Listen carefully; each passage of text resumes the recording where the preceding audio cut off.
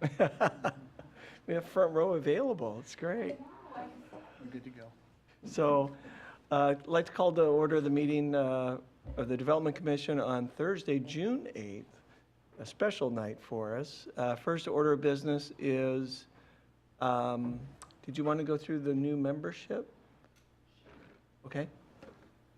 Tonight we have 2 new members. Tonight we have 2 new members. Richard Sanford, I believe have you been present at a previous meeting? Yes, the previous Last one, meeting. right. Okay. And Yasmini Mihova.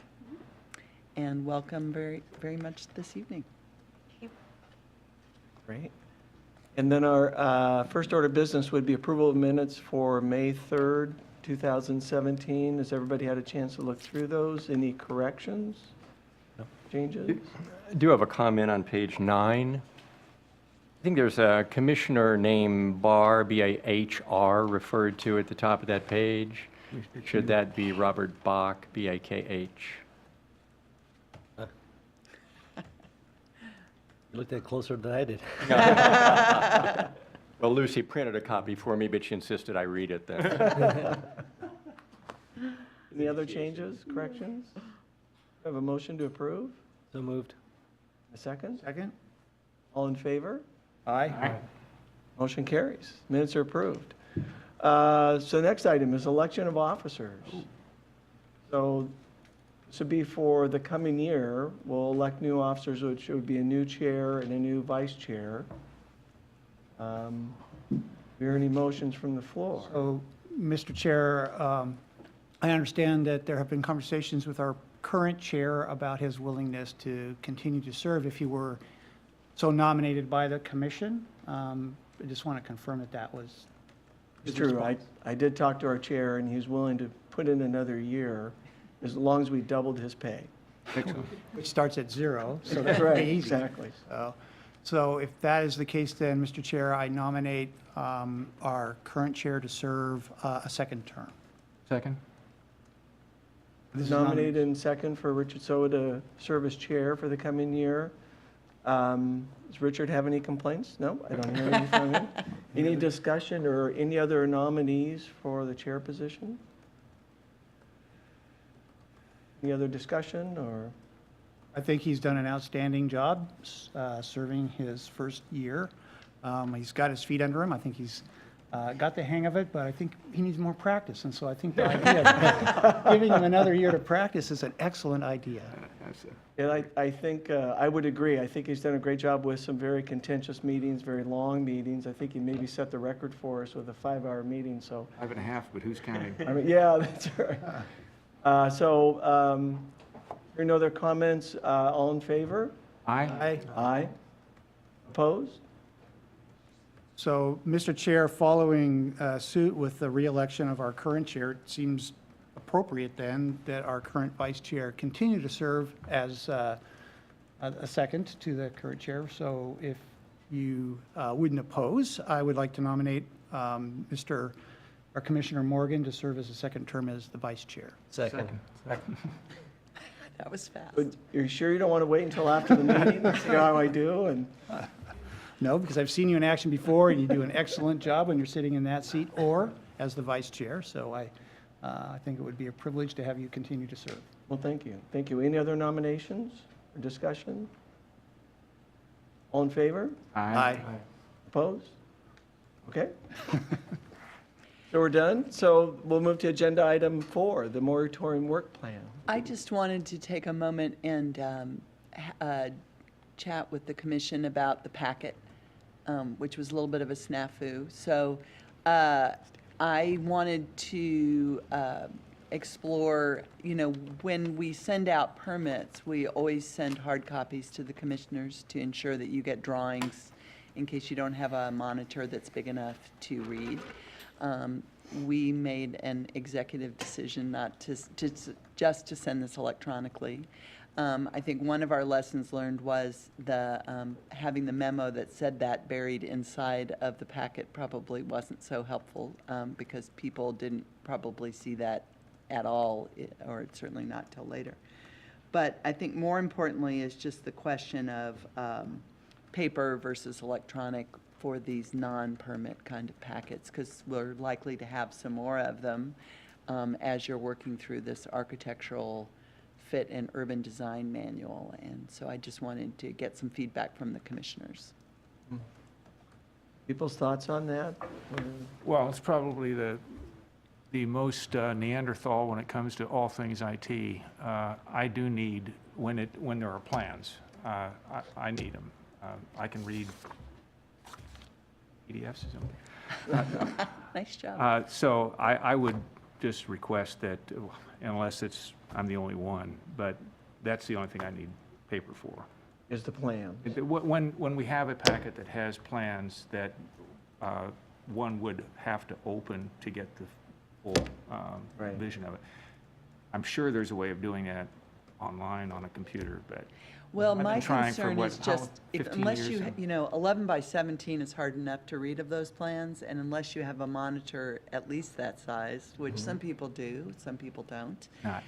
Right, and so that's always been my contention, that whenever we're sending you a packet with plans, that you need to receive a paper copy. I'm really referring more to these sort of non-permit Yeah, type yes. packets, and thoughts from the commissioners to ensure that we're helping you do the work that we're asking you to do. This will probably come back again in August if we have the next meeting with another go at this. I guess one request that I would have, I don't have any problem with the electronic version. I think it might be helpful, though, to know that that is it, that we won't have something show up in the mail. So we just know that's what we'll have to work with. And then there's, if there's a significant problem for anybody, then there's time to run down to City Hall if necessary. to- Absolutely, something and Commissioner Sanford requested a paper copy, and that was easy to do, and we would certainly be glad to do that. And I think the lesson learned for me is to then ask Dominique, when she sends out an electronic-only packet, to include it in the email rather than relying on a memo that's inside the packet. Okay.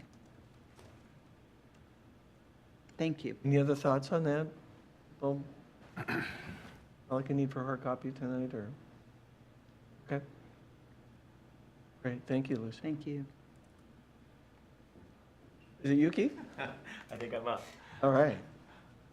Good evening, Development Commission. Keith Niven, Director of Economic Development and Development Services. So the last couple meetings, we've had our consultant here from Portland, and they've been kind of steamrolling through their ideas on architecture and urban design. And it seemed like the best course of action for this evening was to let them stay in Portland and for us to have a conversation at this step to make sure we're all tracking on where this thing's going, what it feels like, and if there's reasons to deviate from that trajectory, this is a good time for us to identify where we think maybe they're not quite on target, if that is indeed what we might be thinking. So for tonight, I think we're really talking, it's not a presentation, it's conversation. So Lucy and I are here, and we're going to talk through kind of this thing that's coming our way, to make sure that by the time they spend as much time as they're going to draft up this document, we don't look at it and go, wait, what is this? I don't get how this works, because at that point, it's not going to be a convenient time to have that conversation. So we're going to do that. We're going to start that hopefully this evening. And Lucy changed. Top of the list, there you go. Lucy changed the name of my presentation just to see if I could handle it. You're So welcome. Apparently I couldn't. So, all right, so here we go. So let's start. So for me, part of it is what's the elevator speech, right? So if somebody stopped you on the street and said, hey, you're talking about architecture and urban design, tell me about that. What is that? So part of it is starting at a very high level and understanding what the consultant is suggesting is basically what you see on this slide. I boiled it down to a few things here. So 2 architectural styles within Central Issaquah. So they've suggested what they're calling an Issaquah style, and then what they're calling an urban core. So 2 styles.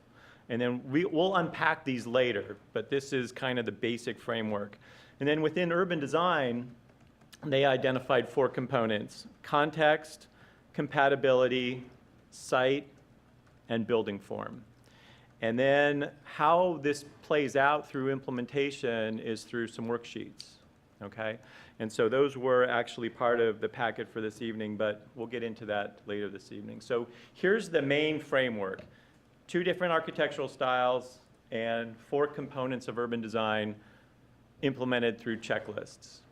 That what everybody understands? That's what I understand. So hopefully if I'm getting nods, I'm going to move on. All right. So within the architectural styles, they identified what they called an Issaquah style, and that can include architecture from Arts and Crafts, Craftsman, Northwest Lodge, Western Falls Front, and Urban Grange. So they identified all these different styles you can find in Issaquah now, and they felt like all these different styles would be appropriate moving forward in the area that they're calling basically the non-core, because the core is this second bullet point here, which is the red part of Central Issaquah on the zoning map. So, and for that, they identified urban contemporary.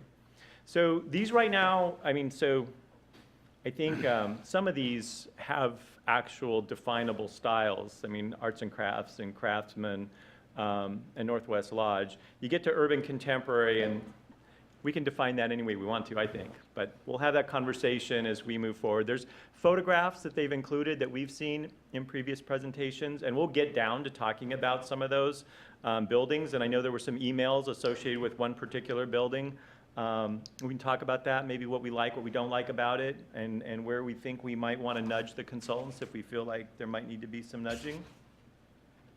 So then urban design. So here they unpack those 4 pieces of urban design. Context, they talk about the district, which is the neighborhood. Remember, Central Issaquah is a compilation of 10 different neighborhoods. And then hillside natural areas, I think what they're envisioning, and they talked about that a little bit last time, like for example, if you're next to the creek, you know, maybe your design should reflect the fact that you've got this natural setting rather than just rigidly be on the grid. Compatibility, talked about harmony and contrast. Site, we talked about block size and access, edges, usable open space. And then building form, this is really talking about the different land use types that we'll end up seeing within Central Issaquah. So residential, commercial, some industrial. Really, that's kind of the area over by the quarry. And then mixed use, which we're having a whole conversation about. All right, so what the manual, so they did give us basically a ghost manual. And so part of it, and the reason why I included this page is to kind of just show everybody who didn't get a copy of this what the general format is going to look like. So as you get, so that first section, and I didn't include that as table of contents, but when you get to section 2 is architecture, and then the next section after that is urban design. And so as you get to each of these sections, they then start to unpack their ideas a little bit further. So as we talked about for architecture, there's really being proposed, they originally had 3, and they ended up collapsing the 3 down into 2. So as I mentioned earlier, you've got the urban core, and that's really kind of, again, it's back to kind of the most intense part of the zoning for Central Issaquah. And then everything outside of the core, they're identifying as Issaquah style. Okay? So basically, those are our 2, that's our segregation for our 2 different architectural opportunities. All right? So within Issaquah style, you know, they showed photos of arts and crafts and craftsmen. These photos were, I believe, from the last presentation they made. Northwest Lodge, Western Falls Front, and Urban Grange, which is kind of like that one. Originally they started as calling it industrial, and then it kind of morphed into Urban Grange, and then it kind of worked its way just into the Issaquah style component. And then moving to the core, so this is the building that I think we all got, at least a few of us got emails on. This is what they're calling an example of urban contemporary. And part of this, and I'm going to take a minute just to pause here, and they had other photos, and we can pull those presentations up from previous meetings of what they saw as contemporary buildings, because I think we're going to want to spend some time talking about maybe both of these two urban or architectural styles here when we get to the point where it feels like we want to do that. And you guys can stop me anytime. I don't know if I said that earlier, but I'm just kind of rolling. So you guys, whenever you want to stop and talk, let's stop and talk, because this is really intended to be more I guess that's a question too. Do we want to do, we want to have Jerry go through the presentation, or Keith, through the You can call me presentation? Jerry. Jerry today. Jerry's a good guy.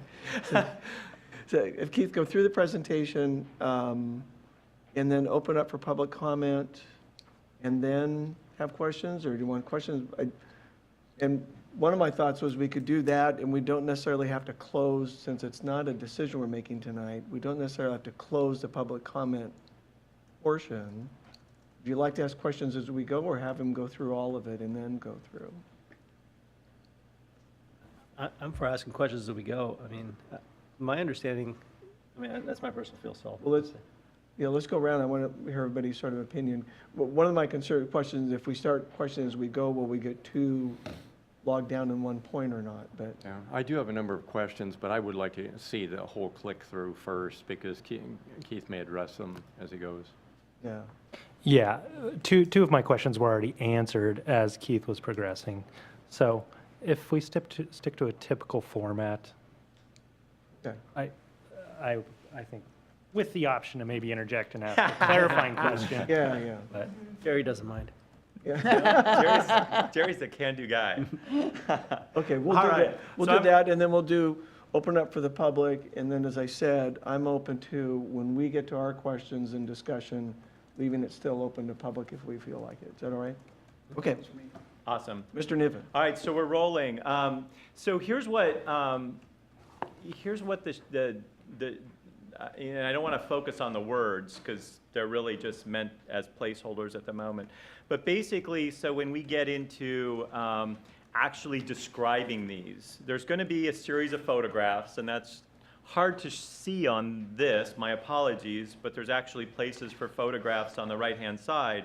But basically what they would do then is, as they start to talk about within the arts and crafts style, which is what this page is intended to represent, there's conversation about massing, and there's going to be a guideline, and there's a description, and then there's going to be recommended and not recommended. So there's basically going to be, and then if there's some code that helps fortify this particular guideline, that's going to be listed on this page as well. So in theory, so let's assume that somebody comes in with a project and they pick arts and crafts. All right, they're in the Issaquah style area of central Issaquah, and as an applicant, they choose arts and crafts. All right, so now we open up the manual and we go to the arts and crafts pages, and we start to say, okay, so here's what it says that project should look like.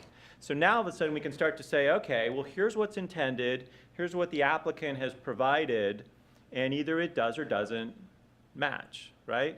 And so this is hopefully gets us to, and we're going to get to that point here shortly, is what does a checklist look like? Because then you're basically, there's going to be a checklist, and then you can go back and look at, because the expectation that I have, and I'm kind of jumping to the end, and then we'll jump back, because it's part of it is talking about how these pages and how this manual will actually work. But the way I understand, and Lucy, if you have a different expectation, let me know, but as this comes in, staff will prepare their staff report as usual, and part of it will be to fill out the checklist, right? And so the checklist will be staff's impression of whether it does or doesn't meet this basically code section, because this will ultimately be codified. And so we'll give our first take on it, and then as you guys then review the staff report and review our assessment of whether it meets or doesn't meet the architectural guidelines and urban design guidelines, that'll be an opportunity for some conversation about, well, you guys checked yes, or you guys checked no, and we thought it did, let's talk about that. And so that's the way I think this is intended to work, and it's going to be, you know, my hope is once this eventually gets populated with actual English and not other languages, that it'll be really clear, you know, because part of like, as what we talked about before is sometimes what's really important is to say, this isn't going to happen. And we used the Atlas blue as an example. So if ultimately the community decides primary colors are not appropriate for large buildings, you know, what you'd say is not recommended is, you know, not recommended primary colors, right? And so, or primary colors as primary building facades. You know, maybe you can use it as accents or in some ways, but not as maybe a primary wall panel. And so part of, I think, what we'll get here when this ultimately gets populated is the direction we'll need to then do the plan review, which is what the goal is.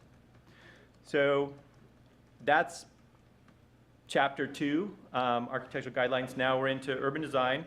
And urban design, chapter 3 is exactly the same as chapter 2. So the page layout is the same. It's got the same kind of guideline and description, recommended, not recommended, code provision, and then it's going to have photos on the right-hand side. So part of this is, even though we have two very distinct topics, putting it in a manual that kind of works similarly is important for a tool for us because I think it'll make it easier. And then here we are, so this is kind of the end. So this is what the checklist will look like, okay? So as you get into this, you know, we will say, okay, is this project in the core or not in the core, right? And so if it's in the core, you know, now you're down to that bottom of the first, I could use a mouse, the bottom of the first column, and we'd be filling out this part of the checklist, right? On the architecture side, on the urban design side, then we'd have to fill out this part. And so they gave us a couple examples. So for example, so this is now broken into two different sheets, I think, for readability. So like on this one, the applicant chose Western Falls Front, right? So then staff would go through and identify where it complies and where it doesn't. And you know, what could potentially happen out here is if we put a condition on it associated with either its compliance or non-compliance, that condition would then get referenced here. So as you guys look at this, you say, oh, okay, so color looks like it complies, but it looks like staff put condition, I guess it's a 1 or a 7, and 5. And so then you guys could look at conditions 1 or 7 and 5 and say, oh, okay, yeah, those are relating to color, I get it. And now I can understand kind of the thought process here. It doesn't mean you have to agree with it. I mean, that's still part of the decision process is for that to happen, but this is the way this mechanic is supposed to work. And here's an example of them doing the urban design side. So again, it works the same way. It's just it's a checklist. You go through it and you go through the design manual and you basically make an assessment on whether it's in compliance or not. And if it's not, there's conditions that need to apply, and that gets us to a point where we would wrap up the staff report and move it on to you guys. So that's the way I think we see this working. I think that was my last slide. So I think at this point, if you want to open up a dialogue or if you would rather hear from the community, your choice, Mr. Chair. Lucy? So I just wanted to add two things. Our first goal tonight is to get confirmation on the outline and the structure. But there is clearly some further discussion of the styles and feedback that seems to be desired and necessary. So that's just one, that was just sort of one informational piece. The second one is that there was a very long presentation that they used last time to start the preference conversation. And what we've done is culled that down so that all the slides that they showed for the Issaquah style and all the slides and information that they showed for the urban core style or the urban contemporary style are in two separate slideshows. So I don't know whether it might be useful to look at some of those just to understand more of their thinking. because I know there's been a very strong reaction to the urban core. Doesn't mean it would be changed by seeing this slideshow, but it would maybe help us focus the, is it the images, is it the description, is it various aspects, is it the whole thing? Just because right now we have one slide that's representing something that was a little more unpacked in the previous presentation. I think that'd be a great idea to help the conversation. So you want to start with framework and structure, or you want to, Or, Well, actually, I was thinking of bringing up those slides Yeah. to show some of those other, because again, we've got that one shot that brought up a lot of opinion, and Sure. before we get in a lot of discussion just about that, maybe see some of those other, sure. And Keith, I think it might be helpful, it would be helpful for public reference to just address the code, say, tell us what the code is in the Central Issaquah Plan regarding maximum height of a building in the Central Issaquah Plan, because there's a lot of confusion in the public about how high a building can go in the CIP, and it's clearly defined, so. right? Okay. So, thank you, Mr. Morgan, for your suggestion. I have this open, so we can also look at images in here, but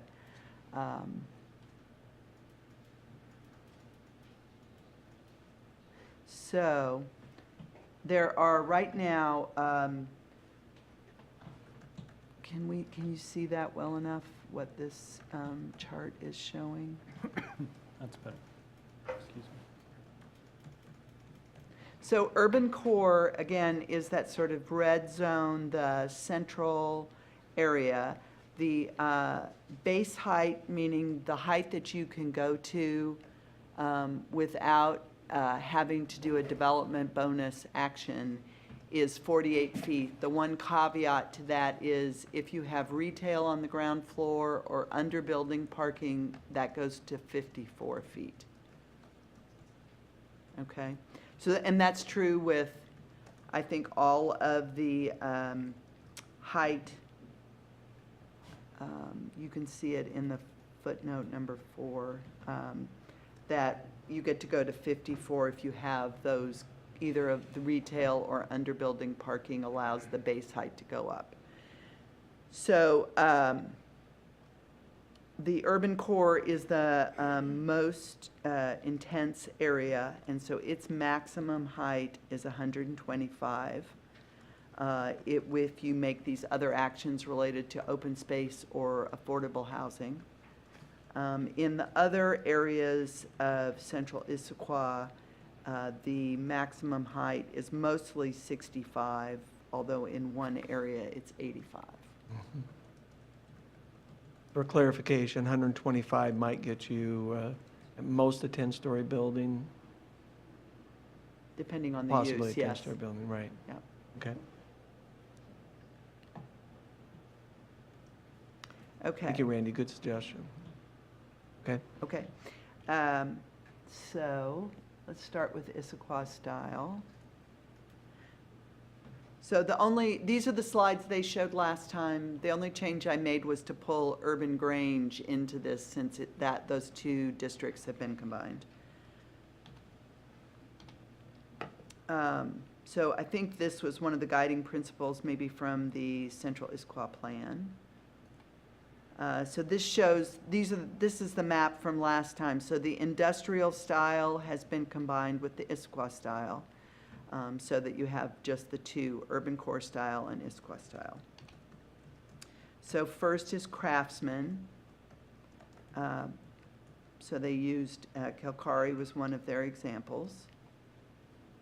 So house-like massing, not more than 4 stories, though typically 3, single-use buildings. Craftsman, much more detailed, tripartite, meaning the 3 levels, base, middle, and top. Low pitch roof, deep eaves, exposed rafters.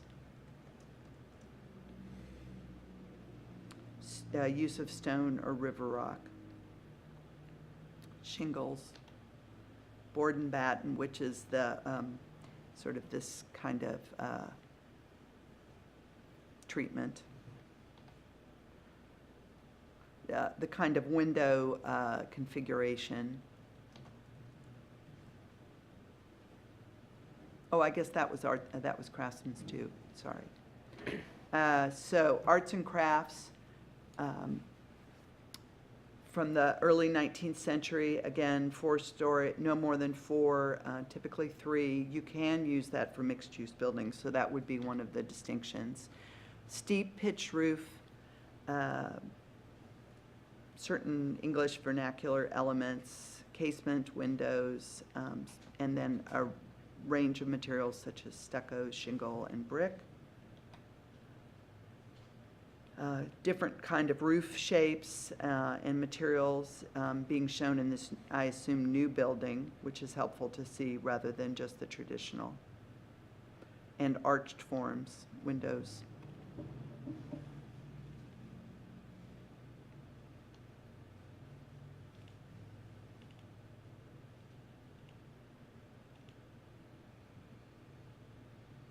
So that's a 2-story commercial version. And then this is another 2-story one with using shingles, multi-pane windows, and brick. And this is a 4-story version. Again, with a steep roof, certain vernacular elements, casement and sash, windows, and then again, similar range of materials. So now we're going to lodge, which was notable because, you know, the first 2 were limited to 3 or 4 stories. This was the one that they identified that could be significantly taller, consistent with the character of the building, which included, again, deep overhanging eaves, asymmetrical composition, steep pitched roofs, prominent chimney, certain kinds of materials such as shingle and the granite stone base, double hung windows. Western false front. Again, this one I don't think had the height limitations. This was an example from Front Street. The false front comes from the parapet, which is shown here. Facade has more ornamentation than the other sides, double hung windows, clapboard or woodlap siding. Again, wood cladding, not a mixture of materials. Clerestory windows, which are these windows above the main window. Recessed doors, multi-pane storefront windows. And then making the point that the sides and rear of the building need a higher quality than sometimes is used when you focus just on a facade. And then this was a 4-story example, including the tripartite massing. But again, wood siding. And lastly was the Urban Grange. They did not provide as much information in their presentation last year. So it was, they were showing some industrial buildings, including the one that was in your packet, but it was not detailed at the same level as the other 4 styles. So that's Issaquah style.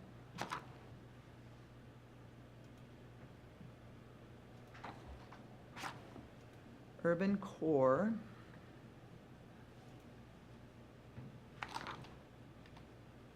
So this was not specifically urban core, but I put this in here just as an image from their original presentation. This was more about the street, but as we're talking through it, I just wanted to put more images in that might be useful as part of our discussion.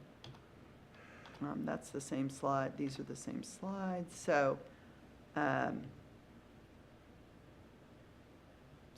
they were looking at this relative to more dense urban conditions, shooting for timeless character and respecting the natural setting.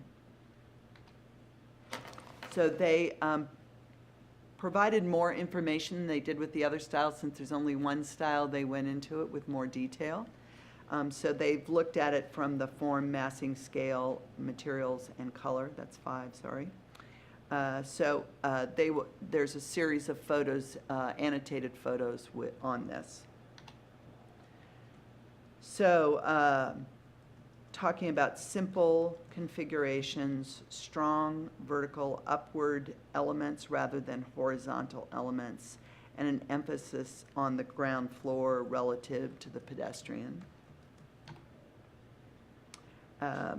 Talking about segmenting the street wall so that it's not as monolithic, that's broken into pieces and creates a level of articulation.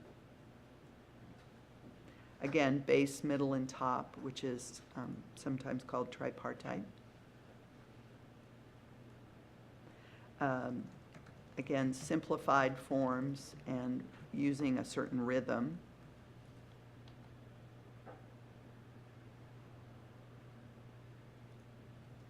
These are all form. For massing, looking at full block developments, I think that's their assumption in this area. So they were showing different ways that blocks might be developed as part of, even though you're using the full block, you may not have a building that fills the full block. So that was, I think, the point of looking at this one. And that there aren't parking lots, and how the mid-block connection might be incorporated. This is, again, a full block, but having a private courtyard with structured parking. This was using 3/4 of the block with an existing building remaining on the other quarter. This one does not have on-site parking and a courtyard between the two buildings. This looks at holding down sort of the corners of the block, but having the parking in the middle to separating and serving both uses. Ground-oriented residential on the ground floor. This was looking for a residential project at some of the components such as landscape or privacy walls, concrete base, front door, and weather protection. Raising the ground floor to make it more comfortable potentially for the ground floor units. 0 setback. How the corners could be emphasized and while also incorporating public art. Lobby in the middle of the building in this case. Scale, so they're thinking that it is 4 or more stories with setbacks along certain environmental areas, pedestrian corridors, and open spaces. So this would be a 5-story height building. In this example, it's after 5 stories, it's set back, as is this one. And they're assuming that that technique would be used when you're, they say critical corridors, but based on that first slide, I think they mean environmentally sensitive areas. And then materials. They are emphasizing brick and wood, in this case brick and concrete. Talking about how hardy plank or hardy board might be appropriate along with metal cladding. Stucco, wood. And then their recommendation for colors was light or dark colors only.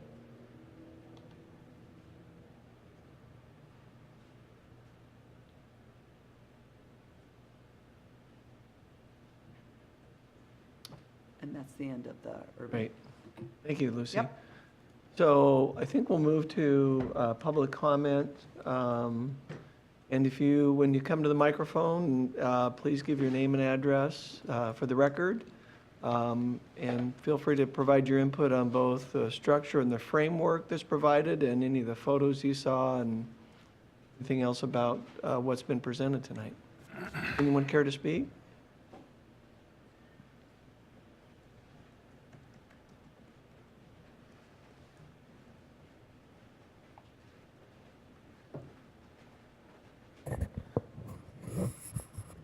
Hi, my name's Steve Pereira, 170 Northeast Dogwood Street for about 9.5 years. So I guess I found it a little confusing when I was trying to read through the packet, both because of lack of pictures that I guess now learning will be included later in the lorem ipsum text that I didn't understand Latin. So I was trying to follow and wasn't making sense. It makes more sense now. So I guess a couple thoughts. One was, it seems one of the things that's within the scope is, I guess, so a couple things. One was, it seems in the height limit, it doesn't include the height for the elevators, which can be an additional height. So I think that needs to be part of the consideration when you're zoning for how high you want the building to be. In that context, I would like to say that I'd like to see the Development Commission say maybe the height limit should be, or could be less than what it is today. That seems to be within the scope of this consideration. We're looking at this as two pieces. One is an Issaquah style and a core style. I admit I'm not really a fan of the core style buildings that I've seen pictured here. I would like to see the Issaquah standard applied, I guess, throughout.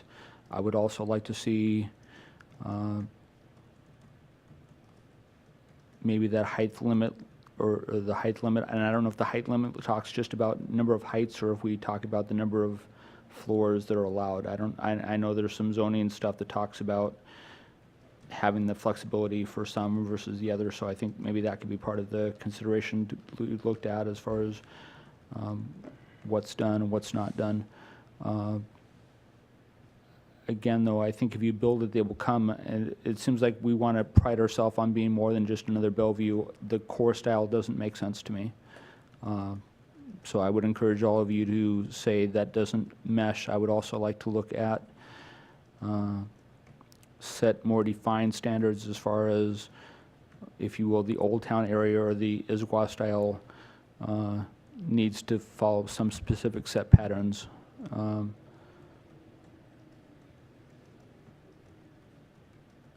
That's it for now. Great, thank you very much.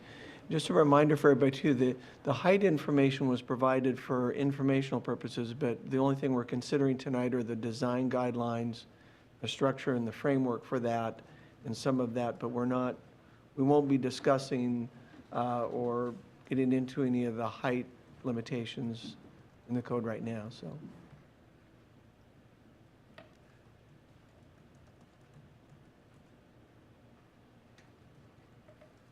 So, Connie Marsh, and I live on Squawk. Actually, I think you all could make recommendations as to what you feel about the height in the core area, given the architectural styles that are recommended for the core. Because what the consultants seem to be saying is we can have sort of an Issaquah style if we keep the buildings small. As soon as you get above a certain height, then almost by definition, you have to go to a different style of building that tends to be what they pictured. And in listening to them, I thought I heard them say that that smaller, in their opinion, because this is not part of their task, would be good for Issaquah. We have met our growth targets. Very close. We don't necessarily need as much density as we thought we did when we wrote the central Issaquah plan. And so I think that you all can provide recommendations to the City Council about the architectural fit of your community given the consultant's consideration. From what I have heard and my personal feel about their contemporary core style is it's very stark as compared to our mountains and who we are and where we are placed. And that is the contrast that fits so ill. And I didn't see in this the component parts that might soften those larger buildings should everyone decide that we need them. And I think that that is something that is missing. It's just the hills behind with those buildings will give us the same strident contrast without the color that we have with Atlas. I don't have a particular problem with their varying styles for the rest of Issaquah. I like it. I like their format. I think that that would make their system would make it easier for staff to understand if the architecture was fitting and give them more tools, and also give you all more of a glimpse as to how the decision was made to know that the architecture was appropriate for the place. When I first read it, I thought that you all were going to be using that checklist, which I thought was going to be hard, but now that I know it's staff using the checklist and then you all reviewing the checklist for fit, that seems to make sense to me. Whether you, the people who are going to be using that, feel like that is enough and gives you enough tools to say, well, you all have the checklist, but now we have to decide what we could recommend within the code to make it better. And that is the part of this presentation that I didn't understand, because what I see is you're up here and you're saying, well, we don't really like it, but we don't necessarily have the tools to tell you how to change it to something that we like. And that still feels missing. Okay, thank you. Thank you, Connie.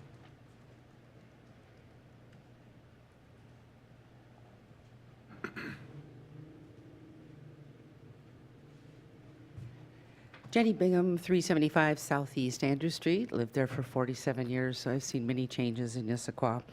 I, too, agree that the architecture is not appropriate for our beautiful signature street, Front Street. I believe that it's just too square. It doesn't have a western. It doesn't have the country feel. It doesn't show the beauty of the mountains and who we are and who we have been. We are historical. We need a more historical element, and I don't know that our architect has caught that in hearing us.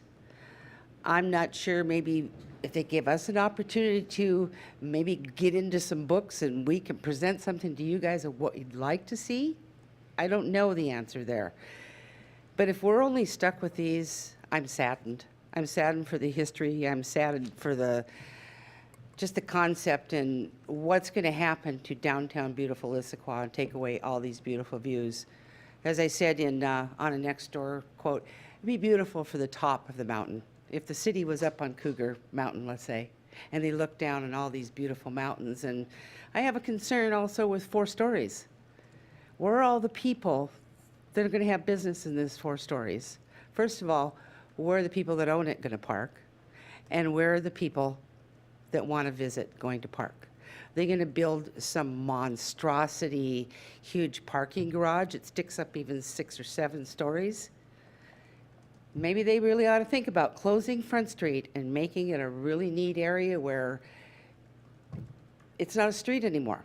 It's a place where people can just come around and have a town square. I don't know the answer, but I do know these designs are not meant for historical Issaquah, OLDE town.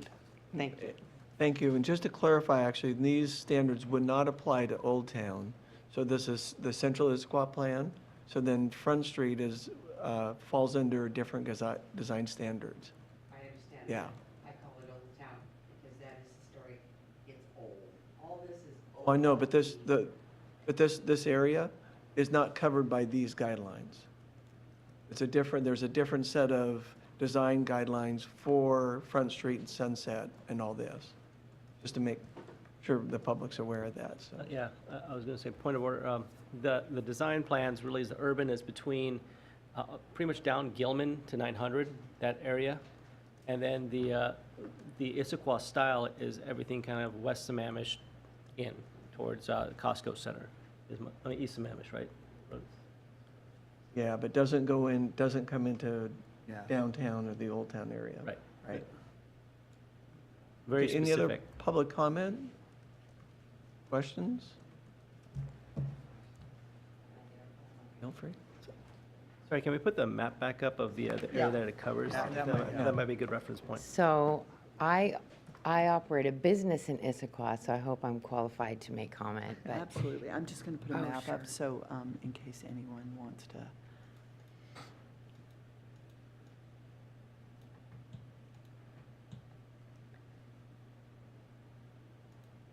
There we go.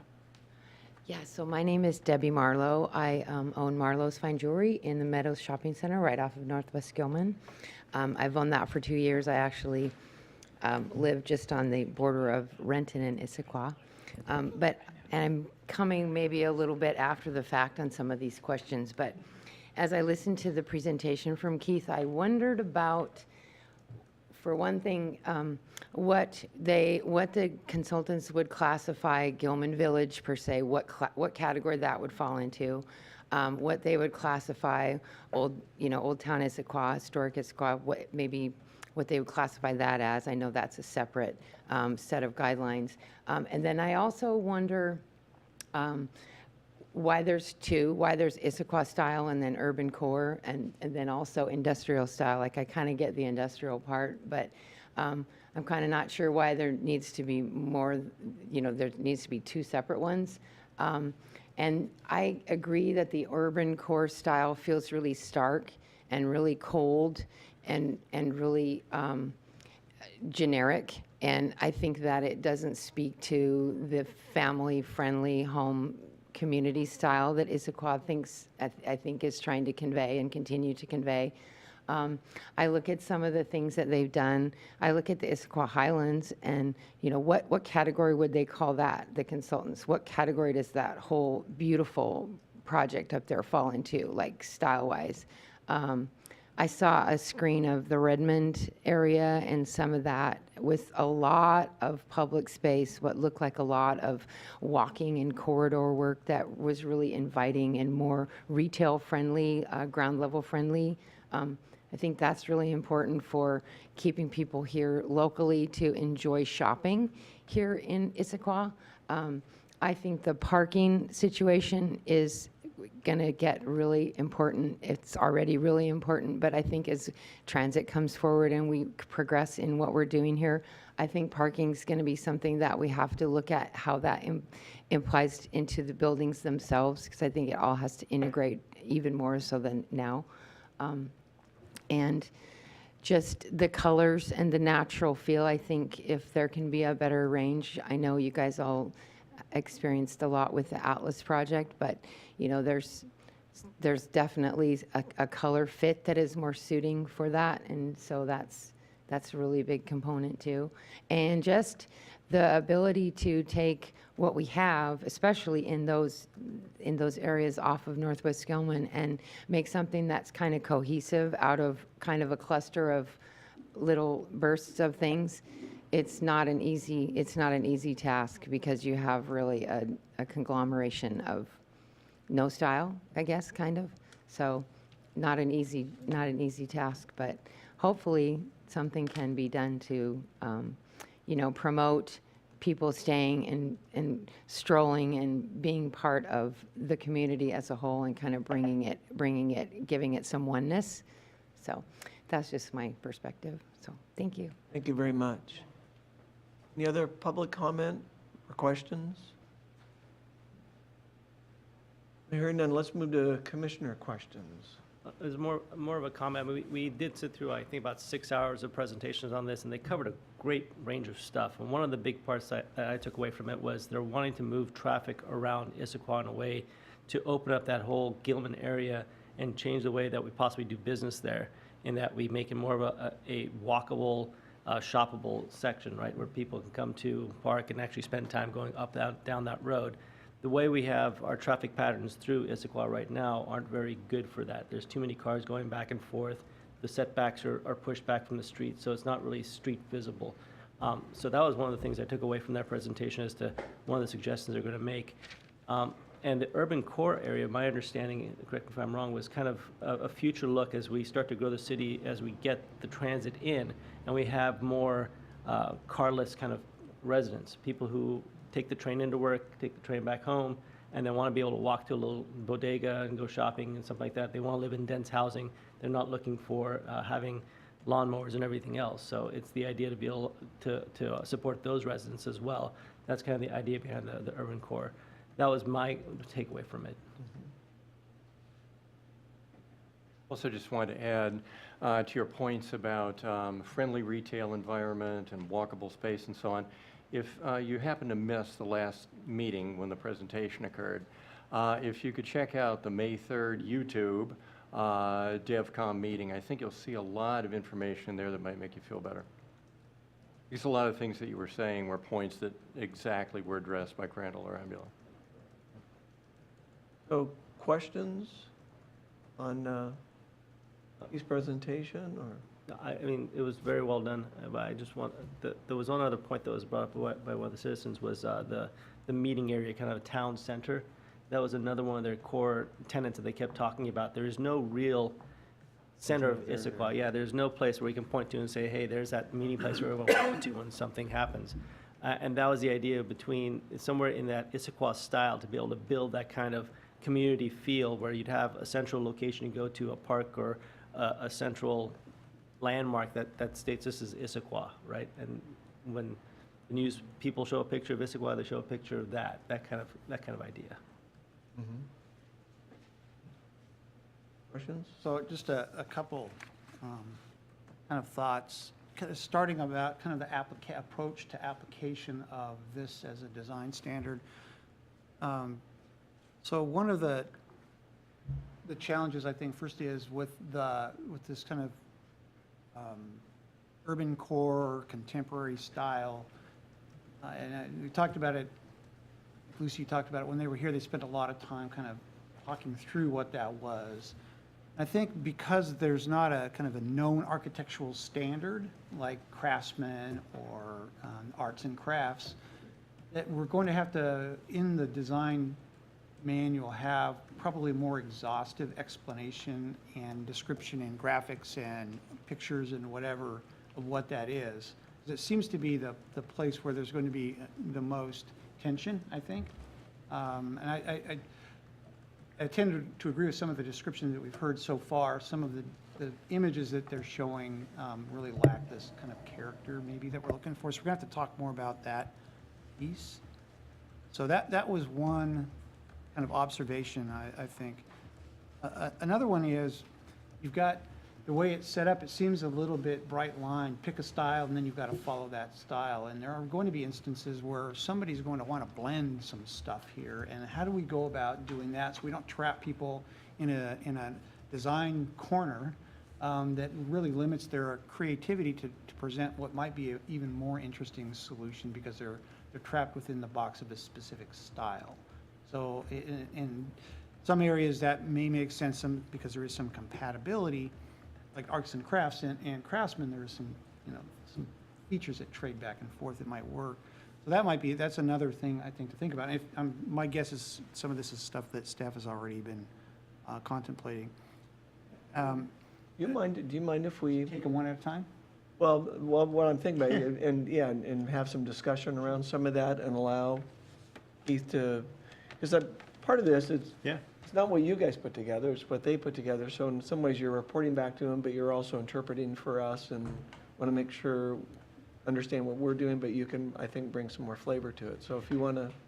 Well, one thing I would like, because I know we're getting a lot of when we're going, I think Commissioner Brennan's point was a good one, that the urban core is less familiar. It's not a known architectural style and or not a favored architectural style. And so I think where we have some of the terminology or some of the pieces that we're looking at up there, it would be helpful to say we like these words, we don't like these images. We like these materials, and we like these images of them. Because I don't want to, I want to provide them with, I want to help shape the conversation to move it forward, which I know is exactly what the commission's trying to do. And so sorting some of that, so that we're not just throwing the baby out with the bathwater. And I know part of what you were also doing, Mr. Morgan, was looking to see if some of the images that are already in central Issaquah may service as a way of providing some additional guidance. And that's a great thing, too. So would you, that would bring up the question, and there are some in the descriptions that they've provided under 2.0, the architecture for both the different styles and under, like for the contemporary. Would you like our feedback specifically on some of that language then, where we would want to see some of that taken out So I or think, added? I think one of the things that might want to be discussed for a brief moment, again, is a framework level conversation, which, and at some point, at least my recollection of their presentation, is they talked about the core and they talked about taller buildings.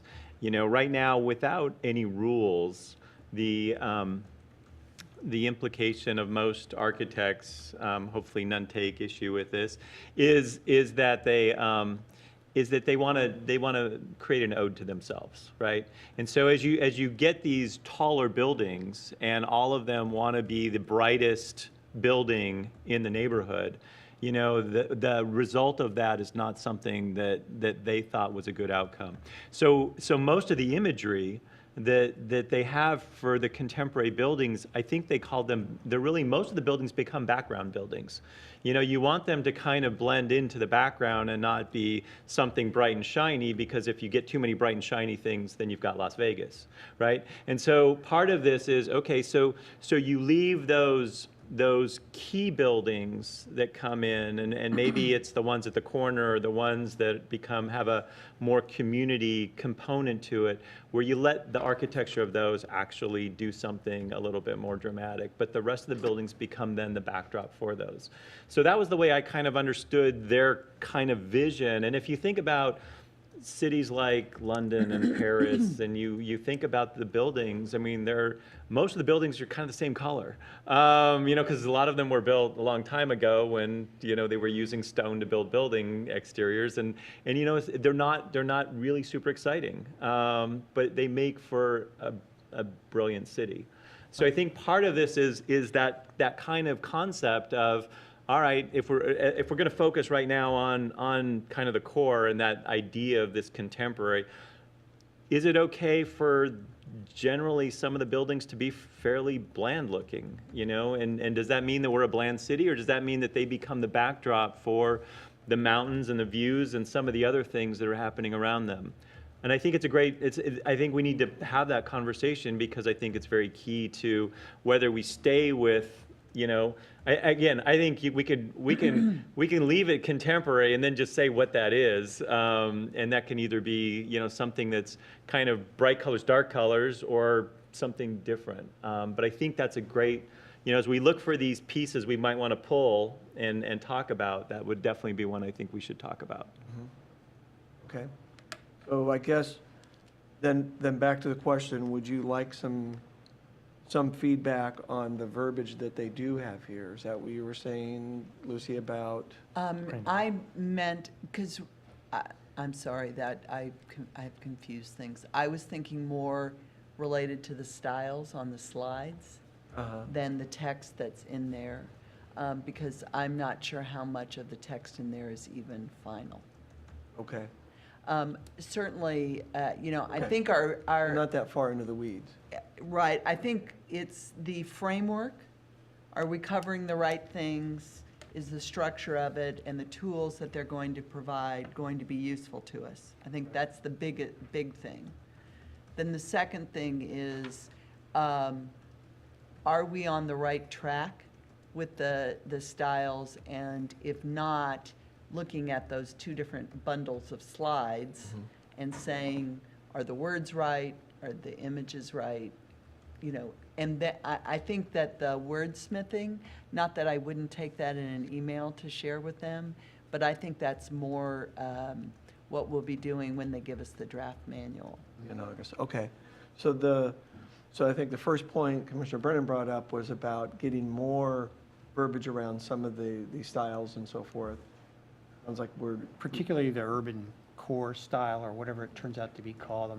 Right, Contemporary may right. not be the right word to put in there. 'Cause Yeah. I think that's Yeah. more of a lightning rod and probably not the image that we're trying to project, so. so, but tonight we won't go into, to try to get down into that level, if that's okay with everybody, with the knowledge that we do want them to add more to that. You know, I think we want them to add more pictures or a little bit more, but I thought that the real idea behind urban core was, I think, slide number 6 or something like that, where it showed just it was form, massing, materials, and like setback. That's really what they're talking about. It's not the picture of what it is, but those are they need to match these kind of standards to be that it doesn't have to be contemporary, doesn't have to be anything else, but it needs to require these parts to it.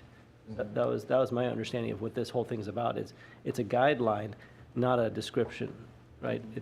You want to make sure it has these features and fits within this framework to be considered that, but not necessarily has to look a certain way. So it doesn't have to be contemporary. It could be a log cabin because it's wood, and as long as it matches, like that wooden one they have, let's say along the creek, it can still be urban contemporary, but be a solid wood building. But there were some really nice ones they had. I guess, I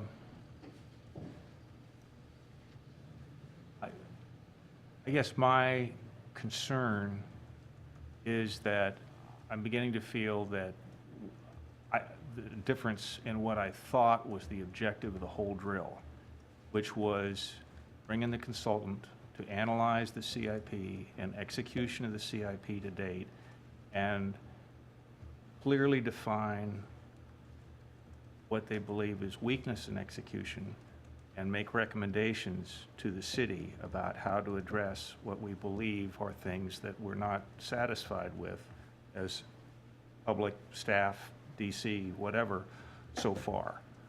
And I personally think that they've done a heck of a good job with that, and what we're seeing here tonight is.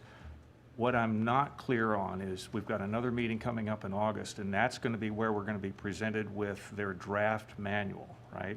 And what I believe I heard you say earlier is that we don't want to be going in and telling them we don't like this whole section, we don't like this. So we want, the objective would be to get as much agreement on the direction and the key factors in that before the draft manual goes to print. Am I right so far? Okay. Then I would say that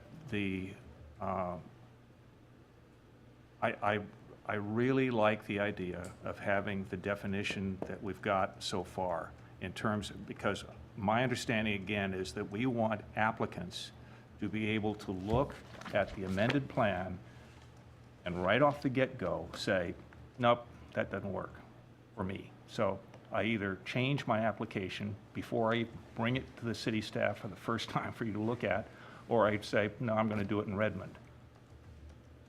That kind of clarity from the get-go from people that want to build or do something in Issaquah that's not there now. It's they come in with an idea and it generally fits the guidelines, and then it goes through a significant process to identify what goes forward from there.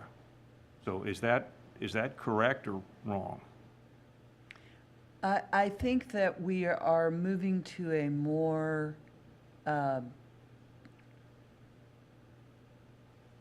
don't know whether I like this word, but I'll just throw it out there for now, is more prescriptive. So the difference between, prescriptive standards are ones that prescribe what you have to do. Performance standards tell you how it needs to work, so there's more flexibility. And the Central Issaquah standards were more urban design focused and less architecturally focused. So we're changing that balance. We're clearly moving to a much more, including a lot more architectural information, colors, materials, styles. And I think the consultant has communicated that they are a proponent of a more prescriptive approach. So that's the way we're going. So, and I think, the way I'd also describe this, Randy, is, think about this as an evolution, right? And I think what we're doing is we're providing a finer grain on the expectations that we as a community have for what the applicants are bringing us. So I think you're right that when we get this done, that there will be much more clarity from the applicant's perspective of what it would take to get a permit from us, which avoids a lot of the kind of back and forth and will ultimately lead to, I think, a more efficient process for staff. Yeah. So I think, so that's what I expect we'll get. Well, and that's why I think this is, and I'm sure we've all been the subject of neighborhood questions, comments, and so on. And frankly, this to me is the way it's supposed to work. We had a plan that was developed with an enormous amount of public input, the CIP, and it went into execution phase, and we have come to say, whoa, wait a minute, the plan's still good, we still like the boundaries and so on and so forth, but we've got some things that clearly are not going, we didn't expect to get what we got. So now we're trying to prevent the repetition of getting things that we've got that we don't particularly think are what we want more of. And I like the idea, I really like the idea of having standards and sticking to them. In terms of the design standards, the massing and things like that. I know we have to be flexible to a certain degree, but in my opinion, the benefit of this process is there's going to be flexibility, but clearly defined rules, not guidelines, for what are the limits. So we don't get into AAS after AAS after AAS, because that's, I believe, what we're getting is kind of a public wariness, the ones that really get into the weeds in the process, and they're seeing this. And if we do this right, in my opinion, we'll have far fewer requests for adjustment of standards, because the standards will be clear, they will be agreed on, elected and staff will say, yep, that's in keeping with the standards, we'll go forward. Let me get back to, we covered, I think, Commissioner Brendan's first point about more verbiage, and your second point, I stopped you after that. Can you bring that up again?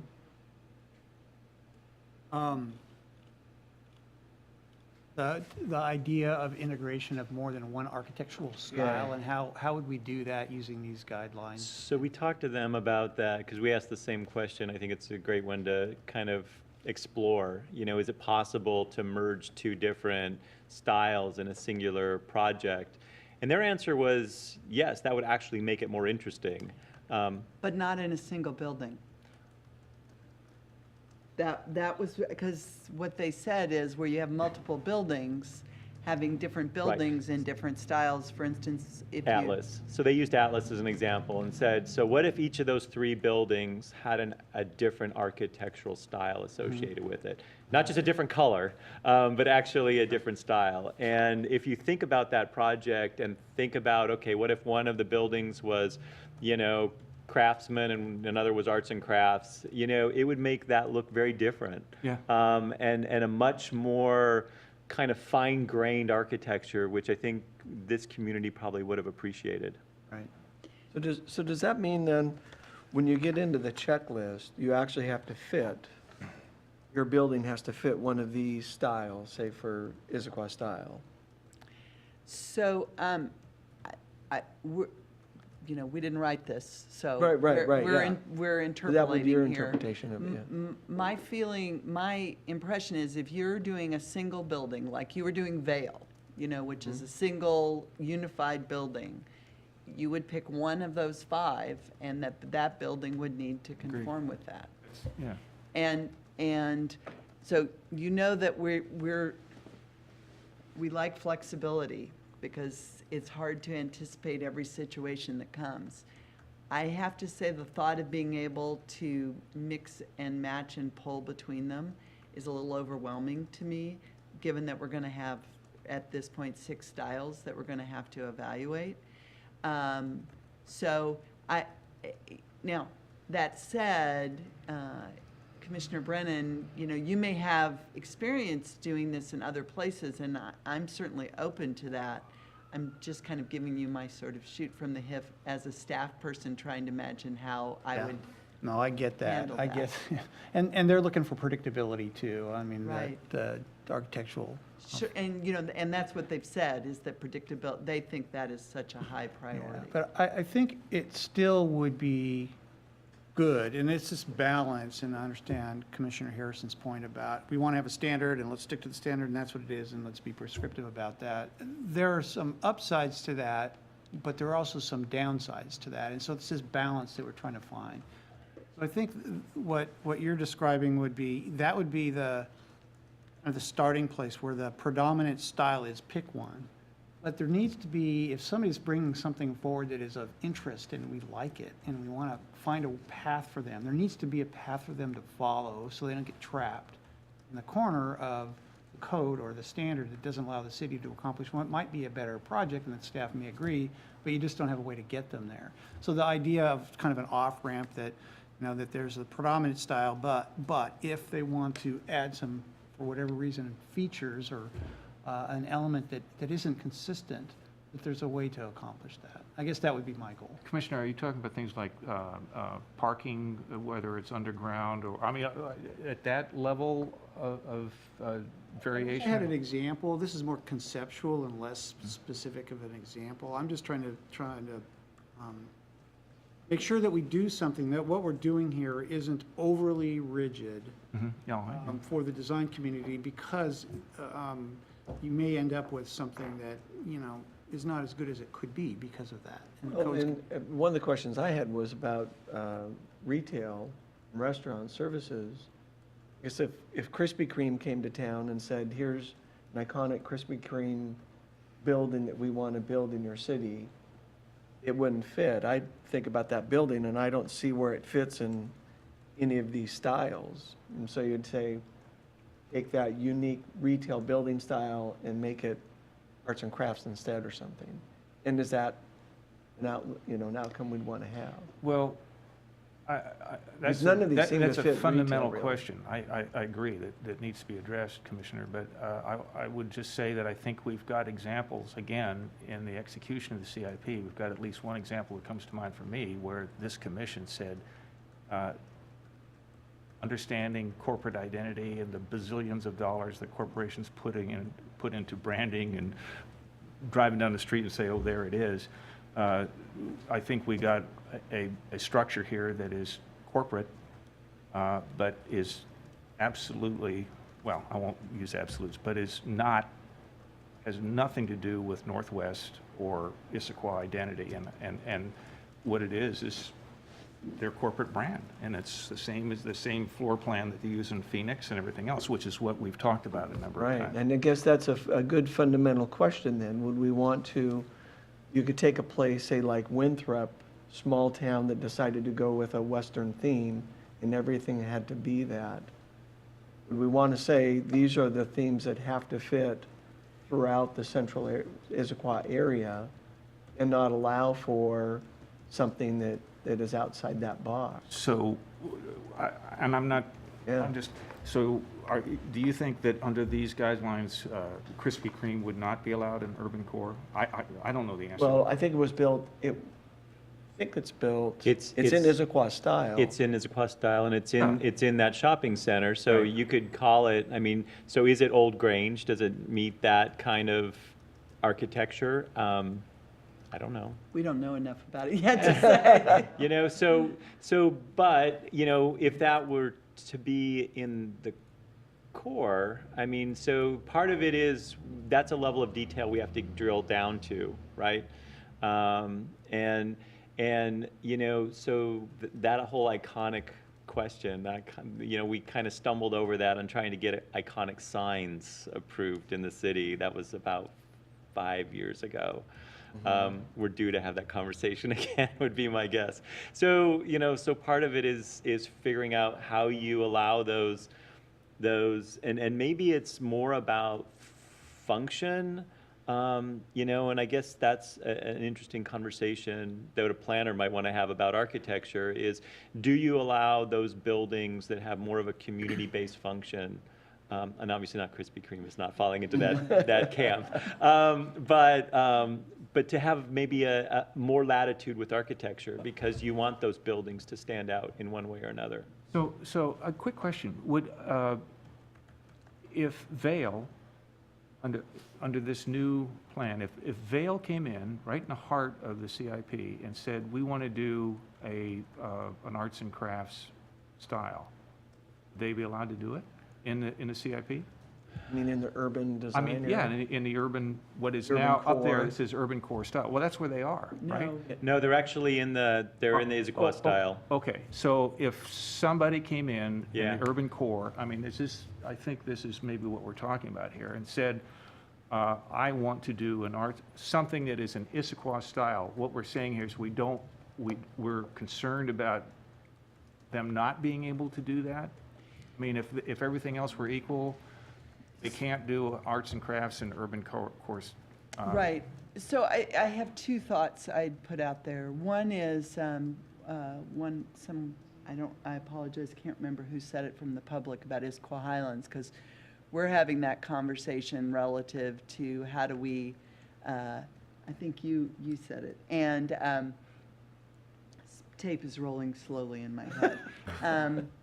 So one of the things, and I think it relates to what we're talking about with Central Issaquah is, you know, some of the Central Issaquah standards are applicable to the urban villages. You know, they started with the urban villages and then they've evolved and have folded into Central Issaquah. But architecturally, we have, you know, in our conversations, both internally and with the communities, have agreed, no, the work we're doing now, trying to come up with architectural fit, would not apply to those urban villages because we want distinct neighborhoods. And so the tools that we've used through the urban design guidelines in Issaquah Highlands will stay in place so that they have three neighborhood types: traditional townscape, house and garden, cottage lane, and those are the three that will stay up there, along with their architectural review committees, to help maintain a distinct neighborhood that feels like Issaquah Highlands and doesn't feel like Central Issaquah, or doesn't feel like Tallis. Or Old Town. Or Old Town, exactly. And so I think one of the questions for the commission may be, in asking that, you know, when you think about it, Central Issaquah is like 900 acres. That's huge. And so is it appropriate that it has two areas? Is that is it essentially kind of like two neighborhoods, in terms of character? And I think what Crandall Arambula has said is that you have this sort of central core, which is more dense, more intense, which makes sense for some of the transit-oriented development that's coming. So we're trying to look for some kind of style, tools, massing, form, et cetera, that will fit in Issaquah and make this distinct core. And I'm just laying this out. I'm not saying you shouldn't disagree with it. And then there is this second sort of district area character that is the Issaquah style. It's somewhat a little bit less intense. It's a little more historical in character. So that's one piece to think about, is two the right number of sort of neighborhood types. I think the other piece that I would add when you're talking about, say, Krispy Kreme, the thing that struck me and that I learned the hard way up at Issaquah Highlands is those kinds of businesses like Krispy Kreme and many others are often called credit tenants. And if you look at they're the ones that come in with these franchise packages that are very particular. But as monolithic and specific as those seem, there's often a suburban one and an urban one. And we usually get the suburban one, which is the freestanding building that has, a whole bunch of very specific architectural parameters to it that is meant for sitting in a parking lot. But that's not where we are anymore. And as we move to that more urban character, those credit tenants know how to operate in a, you know, if we allowed those kinds, or if those kinds of businesses were attracted to Front Street, they would know how to go into those shops and that framework. They do the same thing at a mall. And so while I think being conscious and respectful of the wide variety of businesses that we have and we want in the city, part of what we're doing is helping with that transition away from the freestanding suburban building that has to be wrapped in a very specific skin to a tenant that goes into, you know, a unit in a building, and they have a different package that conveys their brand but doesn't require that they control every single piece of the building. Well, there's a lot to consider here. You know, I go back to your original question, of our goal tonight, does the structure work? Yes, I like the structure and where it's headed. I do. I feel it's headed towards a prescriptive path, and I think we've talked about that. And we all agree on that. But then we've asked, well, how can we interject some flexibility in that? And I have some thoughts around that because when I look at that map, I see these two distinct cores, and now, especially since we've eliminated one, and there's really just two, and I worry about the overlap, and I worry about literally the abrupt transition from one to the next. So one thought I have, and I don't know if this is way off the cuff, is allow the Issaquah style, if we drill in on those specific styles that we like, allow those styles to move into the urban core potentially, but do not let the urban core move into the Issaquah. And I think it might help that fabric seem a little more blended and appropriate, and you feel the identity throughout the city versus these abrupt changes. And I think it helps soften you know, these urban contemporary styles that we see. You know, if you have a lot of these, you know, and part of this is a function of zoning and height limits. And I'm not suggesting we have a 125-foot tall building with shingles on it. You know, that just doesn't work. So I don't have all the answers, but I think it might provide some overlap. So I wonder if that provides some flexibility. And part two of the flexibility, I think a good designer can react to those styles and interpret. And I think they can interpret for their client, and they can also put forth their design. You know, an example I would use, and we do this all the time where I work, is we do a broad type of styles. We do contemporary and very traditional stuff. What we like the best is what we call crafted modern, and it has one foot in the past, but we're interpreting it with very somewhat contemporary spatial arrangements and contemporary materiality. But they're crafted and they're considered, you know. So one just really basic example though, if like you have the craftsman style, but you have a client who you know, is looking for something a little more hip. Are the knee braces galvanized steel? Would we allow like a galvanized board and batten configuration or a metal trellis element that's stylized, specifically stylistically craftsman, but it has a little more of a industrial edge to it. So I think we can provide some levity in there. I don't know when we drill down on all of that, and that's, I guess a question for you is when do we get to that level of fidelity? Because I feel like the next one coming That's a little too late. is going to represent that, or no? It is. So, so any thoughts on that? I'd like to actually also get some, from our new commissioner, some thoughts and input on. I actually had exactly the same thought as you did with mixing the Issaquah style into the urban core, and it makes sense to me. I believe I'm one of the new generations moving into Issaquah. I've been only here a couple of years, and I see the different styles, but I do think if we mix the two together, it will blend in more versus it will stick out as Bellevue if you just leave the core style. And I also had a different angle to it. I come from Canada, and we have certain standards in Canada where I don't know who exactly was dealing with it, but we had a huge housing development, and there was an architect that was in charge of just the colors to make sure that you don't put a yellow house next to a green house and it looks like Christmas the whole time.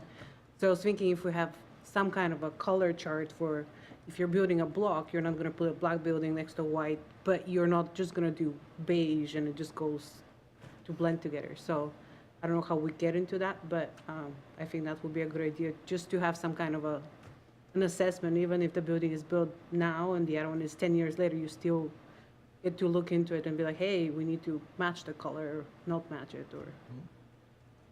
Okay. Thank you. Richard? Yeah, I had one question and a couple of concerns, I guess. I was curious about why the industrial style kind of morphed down into a building form instead of a style. It looks like it's been replaced by urban grange, but the industrial idea went down into a building form, which I guess is a building type. I think that there was a recognition that that area that they had originally put it in was more diverse. That end of Gilman, I think they were trying to recognize that that is a unique neighborhood. This is Service and Old 10th? Yeah. Right. Old Highway 10? Old Yeah, Highway Highway 10. 10. And, you know, they were originally showing the industrial buildings, which made sense for the service area and for some of the things, but I don't think anyone thinks Bohm's is going to become an industrial style building. So I think they recognize that although that is a unique district, that the diversity of different styles might suit that neighborhood as well as the rest of the area that they designated as Issaquah I guess I style. wonder now, we've gone from 3 styles down to 2. And I wonder if we just essentially renamed what we were talking before in industrial urban grange, if we'd be back to the 3 styles. And we wouldn't have the sense that there are only 2. Well, and maybe I'm probably not doing a good job with my nomenclature here. So there are these 2 districts, one urban core and Issaquah style. I think those shouldn't have. We should probably show the new slide up there. Well, This yes. This is the old one, right? world. This Yeah. Yeah, is- Keith keeps saying that to me. But I'm also thinking that in some ways, maybe style isn't the right word.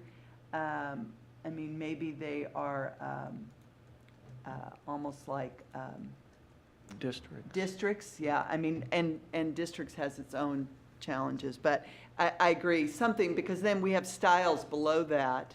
And so to have styles at this level of these 2 geographic areas and then having another collection of styles under that is a little redundant and Yeah, How about confusing. urban core collection and Issaquah style, Issaquah collection? You know, I like something like that better because you're getting into my second point, which was the concern about adding district to the end of the style nomenclature in here.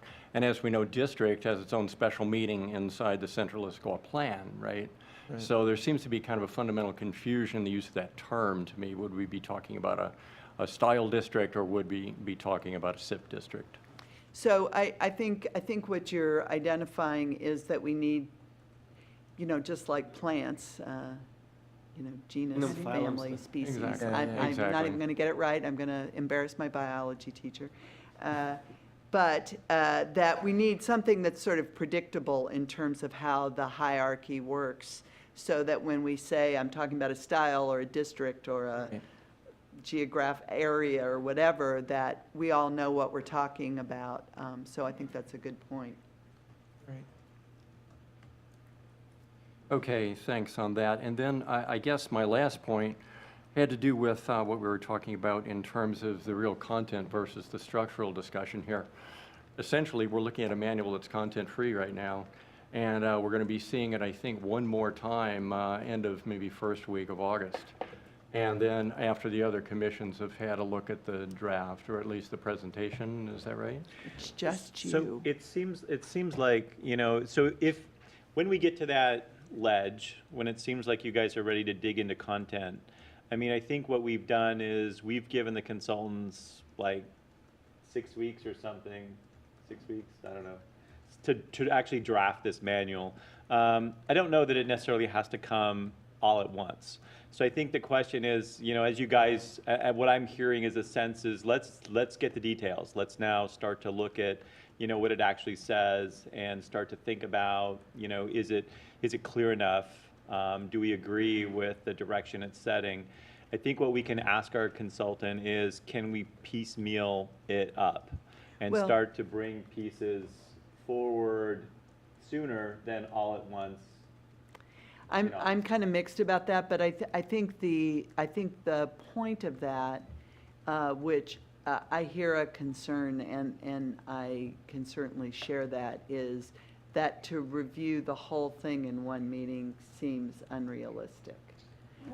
So whether we're bringing you, section 1 and 2, and then 3 and 4, or we're bringing you the whole thing once, twice, in a series of meetings, it seems like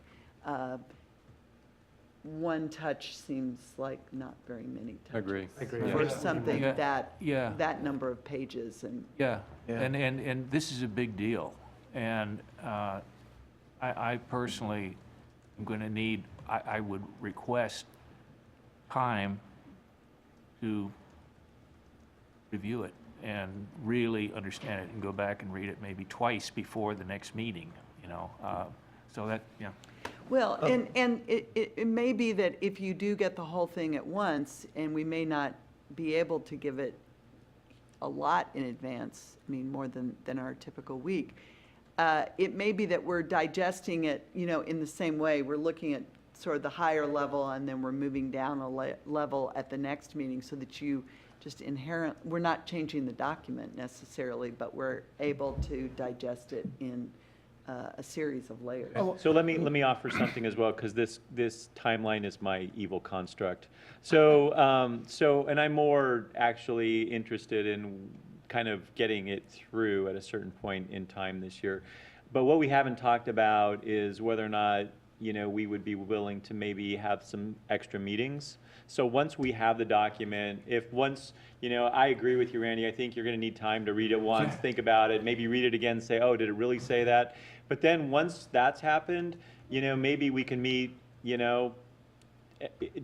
twice in 2 weeks or something, right? And to actually get more touches, because once the ball starts rolling, I think it'll actually go pretty quickly. I guess my concern is it's also summer, and people are going on vacation, they're having house guests in and so on, and the opportunities to do the kind of dedication to this are just fewer in the summer, because there's more stuff going on. Sure. And if we get it and have a week to read it before the definitive meeting, maybe we can and maybe we can't individually do that. So the only thing I'm requesting is every effort be made to give the Development Commission sufficient time to study it to the degree that it needs to be studied, so we can do our job. And tonight we've been talking a lot about this balance between being prescriptive and allowing flexibility. That's really where the art of writing this is going to take place, right? So that's really where we need to have some time to work and tune this. And I would bet that there would be even one final draft following when we see it next. So, I'm open to multiple meetings to address it. I don't know if everybody else is. Let me back up to keep us moving along then too, partly. So I think one thing we know, we do want something other than style in urban and for nomenclature for that. I want to get back to Commissioner Price's question about allowing Issaquah styles, all of those to go throughout central Issaquah. Would that be acceptable to everybody? In other words, you could do it in the urban core area if you wanted to. Yeah, I think that's amenable to me. I like that idea. So, with some control, so there's a transition in a lot of, one construct between different land uses is a transition area. We allow it to, you step things down, you change the architectural requirements, zoning change. So there's a lot of different pieces that influence what's going to happen, because in the urban core area, it allows for more density, higher buildings, et cetera. And as you move out, it steps down, that density, intensity moves down, and so the style of the buildings can change. You don't want to do something that's going to essentially promote projects that don't take advantage of what we want in the core, and that is that higher density use. So I don't know that I'd like to say you can just use it anywhere, because I think that becomes too patchworky for me, but it seems like some ability on the perimeters as you're transitioning from one style or zone or district or whatever it ends up getting called to another would make some sense. But I don't know how that So let me lays on throw the ground. something out, because you're sparking some ideas in my head. So as we can see, there are certain of the Issaquah styles are limited in height.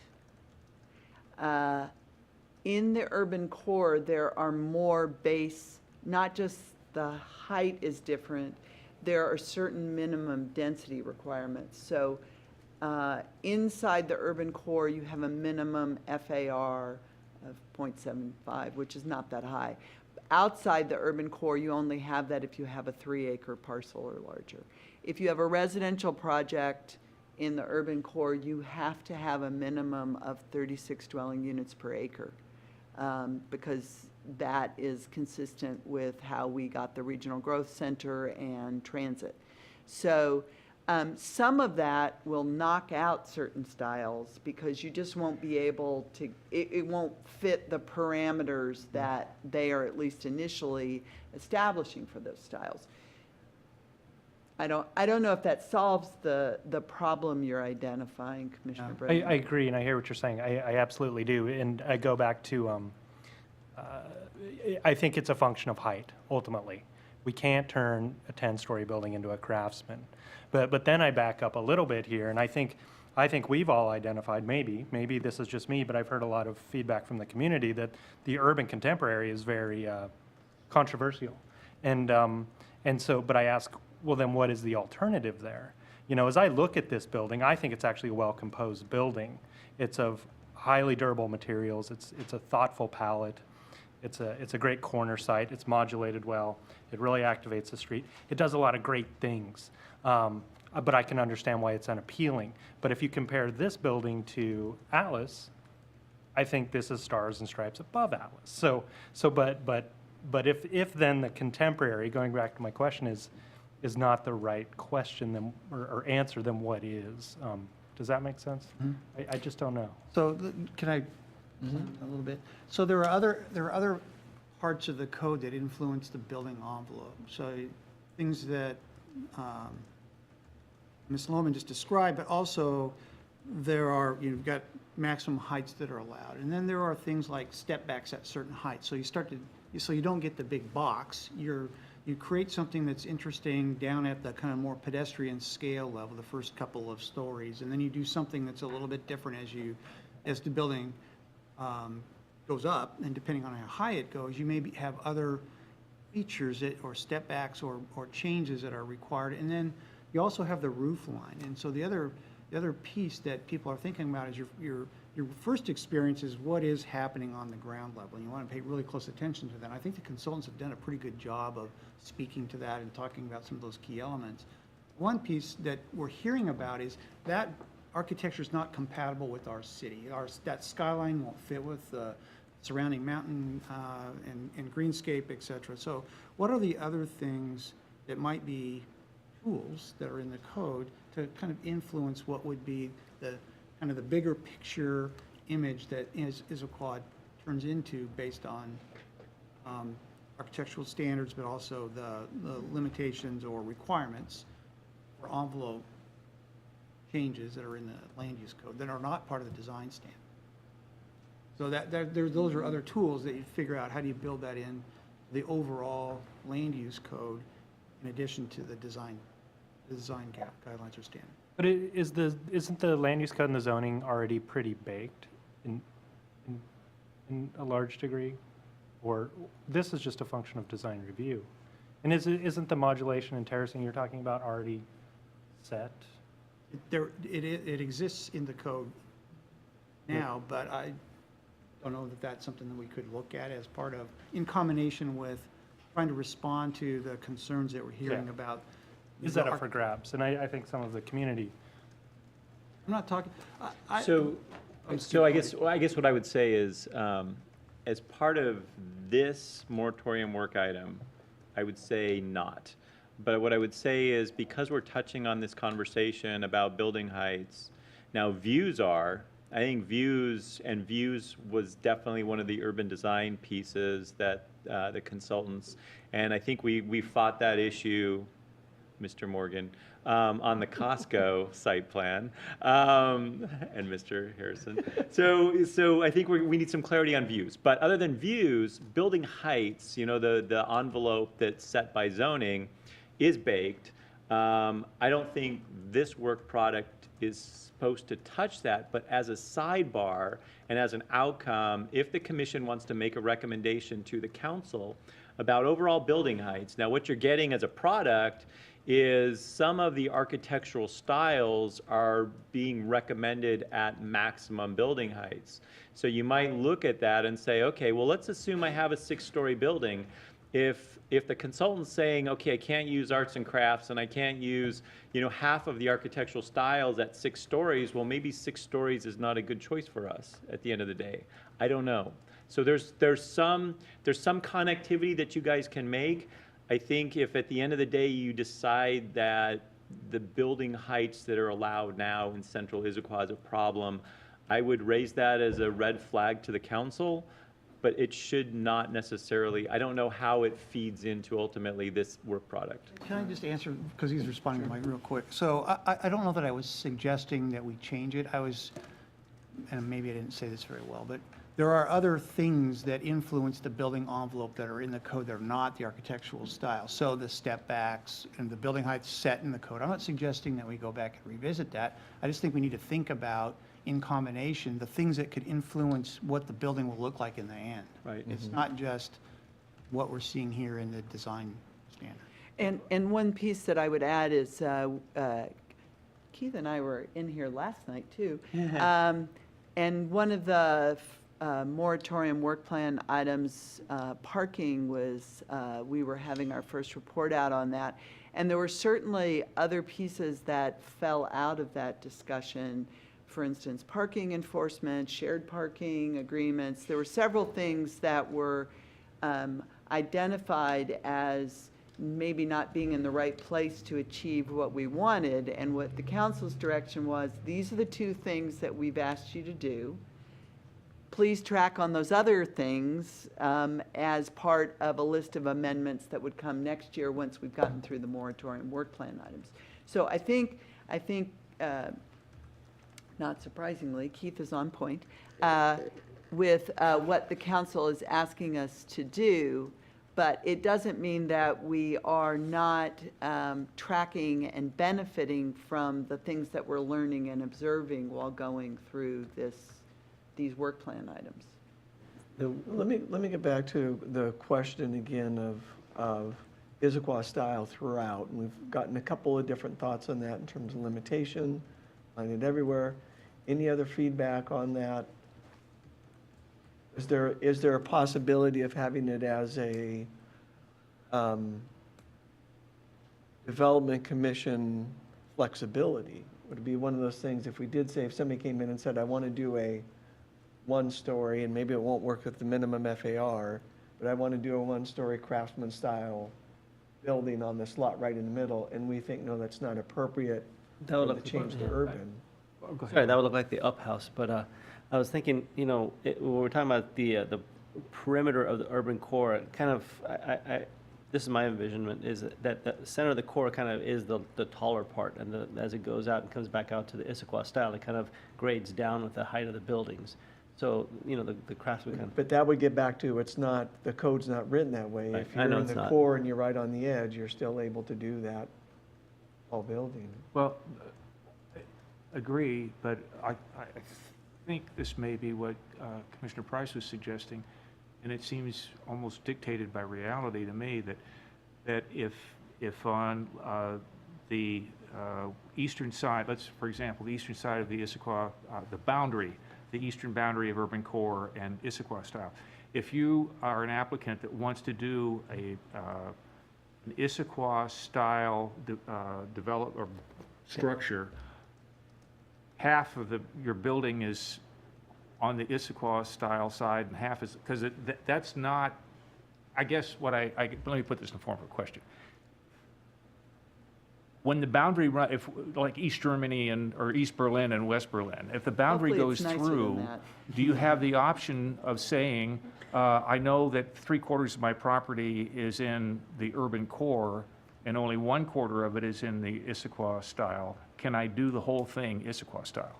Well, Because that, to me, would get us the I degree think- of flexibility. And I think we should go beyond that, though, in terms of thinking about this, not just the straddling, but even further in. If somebody came in the middle of the urban core and said, I want to do a craftsman-style building, right now it would say, no, you can't do that. yeah, And do we want it to say that? Well, and Where would we set that line if we do? And, well, then do we do that? Exactly, we create a buffer, we create a transition zone. Mhm. so, I mean, I, just because there's many topics, Yeah, I think what to some extent, we can also give the consultant an Yeah. opportunity to have heard this, and as part of implementing sort of their vision overlaid with the comments they're hearing, it may be worthwhile to let them take a shot at it based on the conversation that you've had tonight. Commissioner, would it be worthwhile to get some clarity on that issue just by going through just yes, yay or nay on the commission about whether or not how we feel as a commission about allowing the mix of sure, styles? just so you can provide the feedback to them as a work Absolutely, item. So let's just go through, say there's 3 ideas here. One would be, leave it the way it is, the urban core, Issaquah style separate. One would be to have a buffer zone, let's say, that would be determined somehow of where you could bring in the Issaquah style. Or a third being that you could do Issaquah style anywhere within the urban core. I gave you those 3 choices, Richard? Would be open to allowing Issaquah style within the core, not just at the boundary, as long as it meets the FAR limits. Okay. Nina? I think I'll go with both the boundary and adding them throughout, but You where I have to was choose going. one. You have to choose one. Well, I was going to throw something else, was why can't we say that you have a contemporary building but meets a craftsman style? You can mix the two, it doesn't need to be a black box.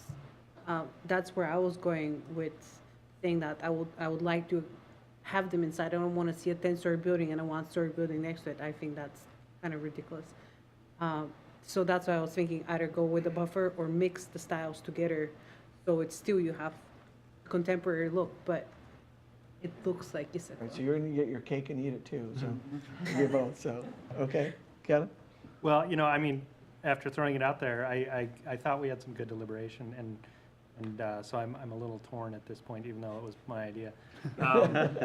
I guess then I will stick with number 3, though, but I would place the condition Which would of be throughout. throughout, Okay. but with the condition of it's a function of height limit. There's a point where it just doesn't work, and again, as long as it meets the FAR. But if it meets the FAR and somebody comes to you and they want a 2-story building, and they want to modulate a bunch of little row-type craftsman houses, or, I guess maybe that's not in that zone, but what's to say that isn't appropriate? I don't Okay. know. I'm in favor of what I wouldn't call it a buffer, I'd call it a transition zone. But urban core is urban core. And Issaquah style is Issaquah style, but there has to be, it can't be a stark checkpoint Charlie kind of thing. There can be on the borders of the 2 styles, there can be, You'd be in favor of a transitional area? yep. Okay. All right. The transitional area as well, because I think the concept of urban core requires more of the ground floor retail and designed to have residential above it, so I want to make sure that kind of stays that way, that we keep it dense and for the purpose of what it's supposed to be. not mix in, something that won't fit into that lifestyle. Okay. Can I have a little bit of everything? Smorgasbord? Yeah. So my preference is that we define some sort of a transition area where you can, freely kind of blend the styles to allow that transition to happen. But I want to, and the reason for that for me is, I think in the urban core, you do want to have some kind of continuity in the way it looks. You don't want to mix it up too much. But you don't want to, but at the same time, you don't want to make everything look the same. So back to this, how do we create some predictability through more prescriptive code, but at the same time, where appropriate, allow some flexibility to create the interest that we're looking for too, and compatibility with things that are going on around it. So my preference is that we have this transition area, but there's still an off-ramp option with some discretion on the part of staff, or an alternative adjustment of standards or something that allows for something unique if it fits. Because one of the things that we're thinking about a lot here is we're thinking about projects by themselves. But projects are in a context of what's going on around them. And so sometimes, given what's going on around them, warrants something that's maybe a little bit different or unique. It may not fit exactly with what the guideline says. So I'm still in the, I like the predictability part, but I think and some continuity in the standard in the core, but some ability in off-ramp. So I got all three there. Right? So in a different approach, but I think it is that. It is, let's be flexible in a transition area as far as blending the styles. I think that makes a nice movement from one of the districts to another, or zones, or whatever you call it, and then some off-ramp option with some discretion. Well, great, thank you. My perspective, the vast majority of the feedback I think we've gotten in projects coming in is that it doesn't meet what is considered the Issaquah style in these projects. So I would be more open to having it throughout, being able to do it throughout the district or the urban area. And I think given the minimum FAR as a limitation, that's going to drive some of it. And I think just from a dollar perspective of somebody saying, I want to do a 2-story building where I could do 6, somebody else would outbid them for that land and build 6 more likely anyway. But that would be my vote, I think. So let's go to, I had cut you off. You had some other points, Commissioner Brennan? Kind of slipped them in some of my other comments. Oh, I think okay. I'm in pretty good shape. It would be at some point helpful, Commissioner Price touched on it, about the outline and the structure and the topics. Each of you had Right. the outline, and it would be helpful to understand. I realize it's highly schematic, and in some ways it's difficult until you see it filled out what's there. But if the general organization and it's the cover sheet on the memos that I gave you. If you think the overall organization and topics makes sense. They seem each. How you think about the checklists, some of those very sort of less sexy, but important piece to get some feedback on if you have thoughts. Well, they're doing their homework. Let me bring up a couple of things. Sure. One is that I hadn't caught this before, but the urban core that they've added in that upper portion that is actually part of the East Lake District and outside of the urban core. And I looked at that and I wondered, why are we putting urban core style in a non-urban core area? And so I'd like them to reconsider, and I don't know what other commissioners think about whether that should be an Issaquah style location. It's already got some taller buildings in there as it is, but there are some large parcels there that could be redeveloped, and they are an entryway from the north part, the northern entry into the city. Would we want to see those as more Issaquah style or urban? And does everyone understand the area I'm talking about, Yeah. north of 56 there? That wedge up there. I Right. wonder if part of the thinking Right up there in was there. to meet density targets in Eastlake?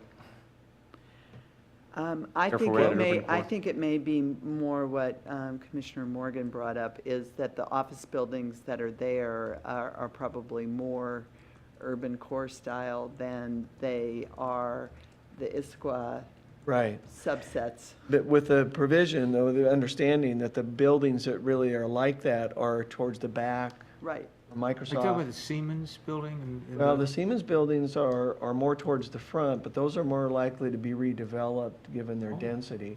You're The talking ones that are about more the urban round- core, the Microsoft buildings that are further back, at Costco now has a couple of them that you don't see from Eastlake Sammamish. But the FedEx facility would likely be redeveloped, the Siemens site. Siemens site was planned for apartments, I think, before the moratorium, or they were looking at that. Anyway, so that area would we, Well, if the majority of the commission was suggesting we blend all the styles, you can use them anywhere you want, so why does it matter? oh, no, I think we're talking about we could use Issaquah style wherever, but not urban core wherever. Yeah. So Yeah, this urban would core be- never finds its way into it. Outside of the Right, boundary? right. So you're So- suggesting, Bringing that back to Issaquah style. That's an interesting point. Well, when the consultants presented, I suggested that I think that's another gateway. And so if that's a gateway, and I feel like it's a transition zone, you're coming off of this highly residential, area Park. and- with the park Yeah. into what I consider one of the gateways into the city.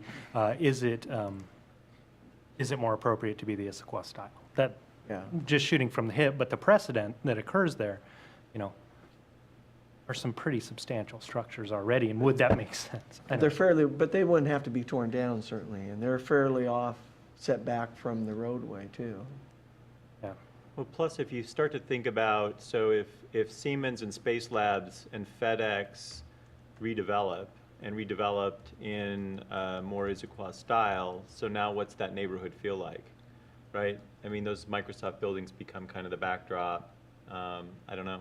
I mean, They'll be their own micro-urban core, historic urban core. It would be part of your transition zone. Exactly, yeah.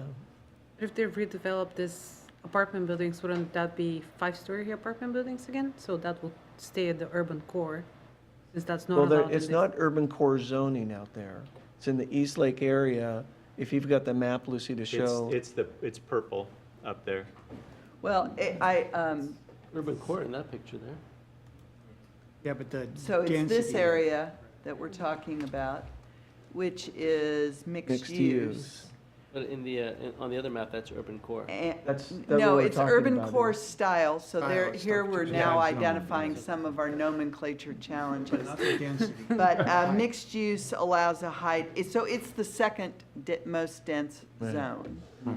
And so it may be that because,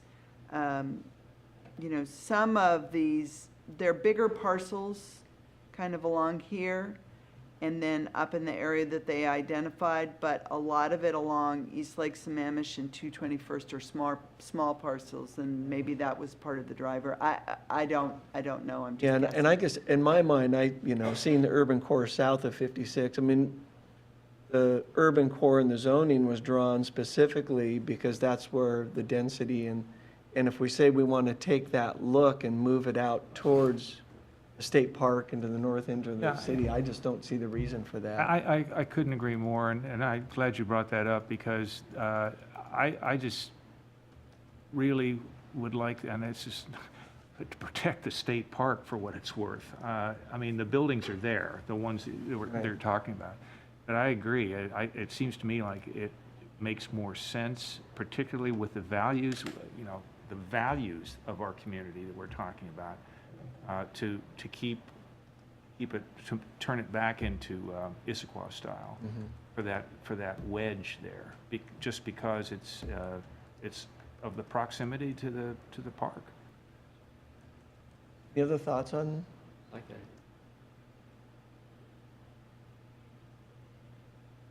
I do have another question, if you don't mind.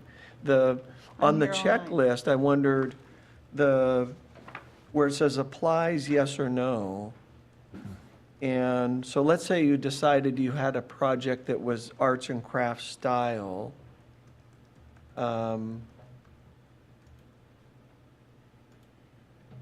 And then, would it be, let's see, on the architecture, I guess, there. So if you said, okay, this is an arts and crafts style, applies yes or no, massing scale, materials, color, and it seemed like those would apply to everything. Wouldn't that always be checked on every item? Well, I asked that question. Oh, okay. And I'm not sure I quite remember the answer.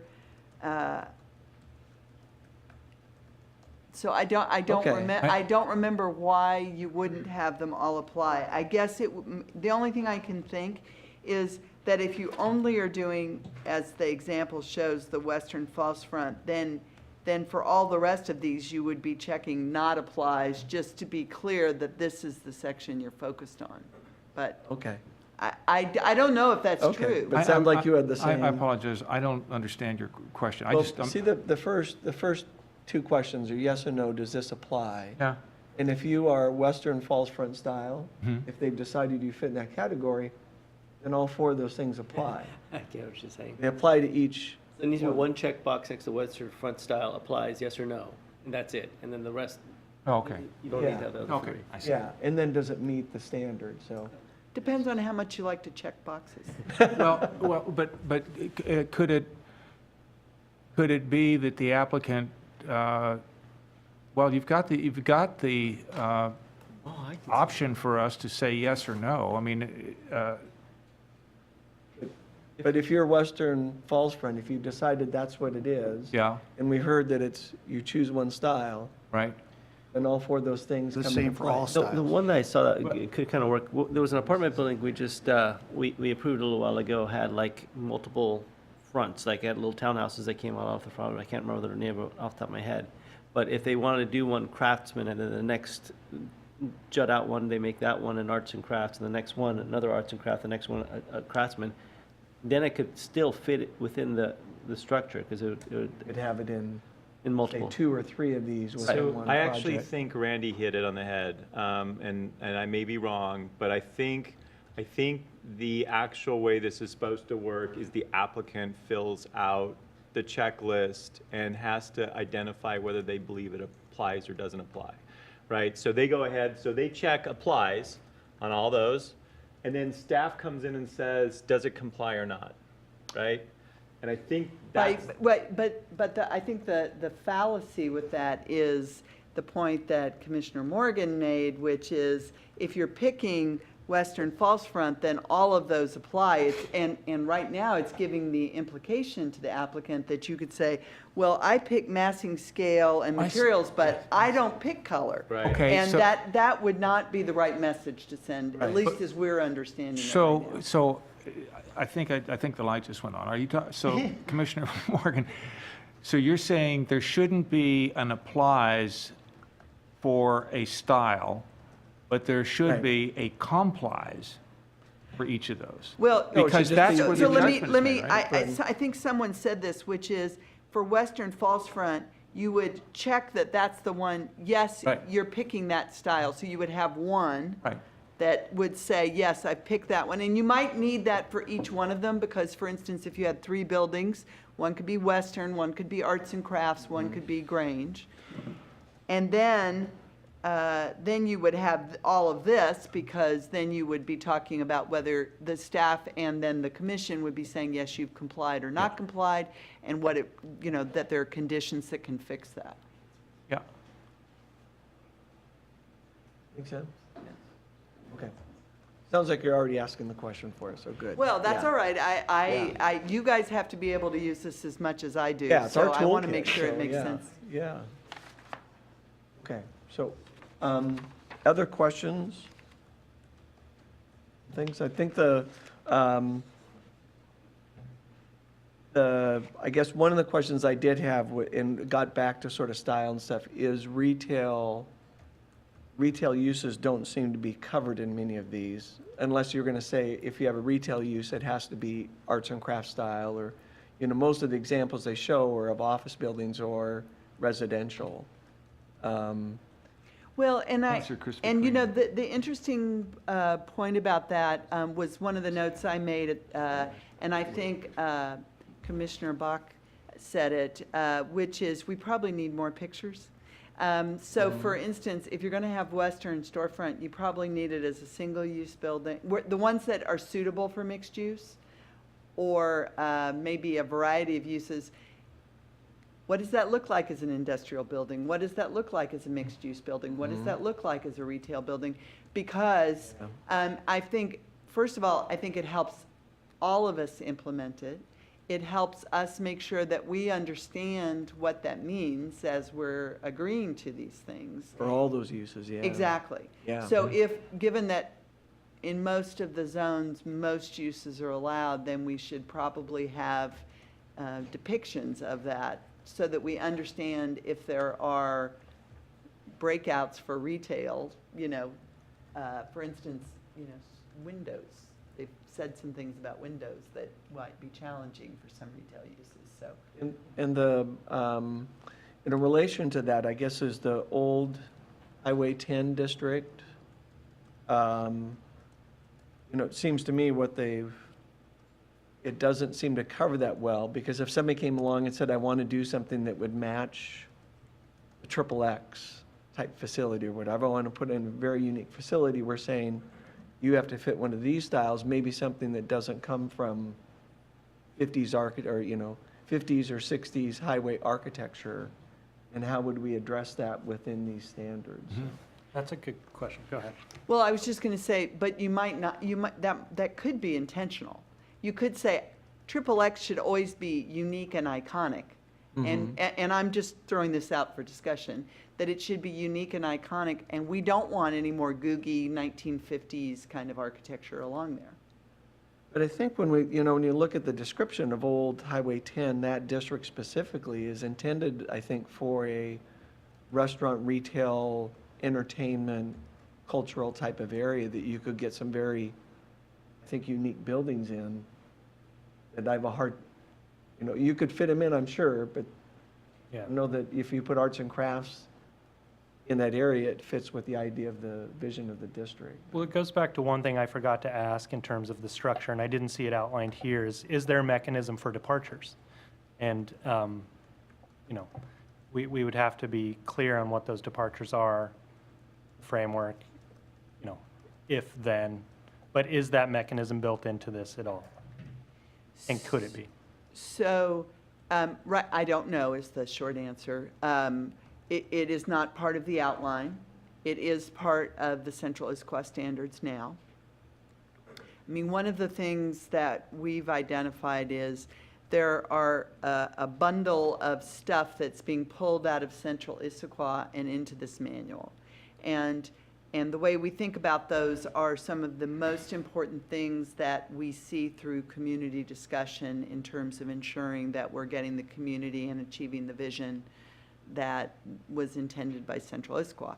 And then there's all the other stuff that staff use to review and ensure that we get projects that fit in and address certain things. So we're going to have to go back and do some stuff to the rest of Central Issaquah. And I don't know whether the AASs are going to only apply to the stuff in that book and not to the manual, or the AASs apply to the whole thing. I mean, I think that's a spot-on question. Commissioner Harrison has, I think, identified his perspective. And so the question, we have that question outstanding as we move forward, and it's a good one for the consultant to help us understand how they were thinking that would work. Just to be clear, so in that district, some corporate, I mean, this contradicts what I said earlier, but if a drive-in wanted to go in literally across the street or next to XXX, Sonic or one of those kinds of things, that would, with their red, whatever it is, their brand image, you're saying that what we're saying here is that under the new guidelines, they have to pick arts and crafts, whatever. And if they don't want to do that, then tough, right? I mean, is that basically what the question about? I think that's what we're saying. Well, Okay, so isn't that what we are trying to get here is more control? As I said earlier, the ability to say, doesn't fit? Oh, but that, I mean, that gets back to the question, again, the vision for that district per se was a. Originally, yeah. What's that? Originally. I mean, what it is now, right? Yeah, that, Industrial Grange and service shops and so on. well, it can go back to the discussion, but I mean, it was meant to the idea of cultural, it's, Entertainment. restaurants, entertainment, those kind of things. And as you say, if somebody came in and said, hey, we've got this design of something that would fit with the style of XXX and we might say, sorry, it doesn't fit, is that the outcome we'd want to have? I agree, that's the question. And is there a mechanism should there be a mechanism for addressing that? Right now, I don't Well, think we have one. and if you were going to have adjustments, that be the kind of adjustment that you would want? Yeah. So, I know most retailers, especially like the In-N-Outs and the Krispy Kremes and even the Lowe's, they do take the architectural standards of the local community into for like exteriors into account. So their interiors might be very fixed and the rigid in the way they do it. Their exteriors, they just want to make sure that the accent colors and their signage. So I think they can fit, I think every one of those could fit into an arts and crafts with the stucco outsides or whatever else. But as long as they're able to get their accent colors and their signage, they're going to be happy. So I guess my perspective is probably reiterating what I've already said, but the idea of having a more prescriptive starting place, I think helps us. I think it's been a little bit too kind of obscure, too much discretion, which makes it really hard from a staff perspective to figure out when can I say no here. So we need to build standards, both the code and these design standards that provide more specificity. I think that's important. But the idea of departures is something you've got to have that. Otherwise, you miss opportunities. The challenge with that, though, is figuring out when is a departure appropriate, even considering a departure appropriate. So I think that's something that they need to explore a little bit about. Well, what are those kind of levels or thresholds that we might want to set in the code that say we have a departure that's administrative and it's in this range, and if it's something that's a more significant departure, maybe it's got to come here. And it allows there's a much more intense public process that goes with that. So I think that's something that we actually need to explore a little bit more in the construct of the design standards or guidelines and the code itself. Yeah. Okay. Commissioner, can I just ask a quick question? You two gentlemen have been on the commission longer than any of us. Do you remember an instance where the Development Commission voted not to recommend to the City Council not approve? And has that ever happened? Not approve a project? Application. Oh. Yeah. Really? I think might have been a change in the I'd be really embarrassed standards. if it happened on my team. No, it was, I know when Costco wanted to Oh, change yeah. the standards to allow them to do a hotel next to the freeway that didn't fit the wedding cake zoning. And I don't think we're the approval authority, I think we're recommending maybe Well, on the master site plan. right, master site plan, Yeah. you are, site development permits, and we're not really using master site plans, I think, in Central Issaquah, but, you know, I think part of, this would just be an observation from the inside. We would be pretty clear, you know, I mean, part of the benefit for us working as closely as we do with you is that we try and channel the commissions that we go in front of and communicate not only what the code says, but what we think are your values, your likely perspectives, to try and position them for success. And then, you know, that gives the commission then an opportunity to figure out if there are tweaks and massaging that's necessary on those more discretionary pieces. And so I'm not sure any project I've brought to a commission's ever been denied for that reason. Now, they've occasionally been appealed. But I think that we would hope that we weren't bringing things to you that we didn't think were approvable. I don't mean to imply that, we would override staff recommendations Well, or the work that you you've done. have a right to do But that. what I'm saying is the staff has done everything that they could to make the best result of a given application. But then when it comes here and you have done your job, but we look at it and say, golly,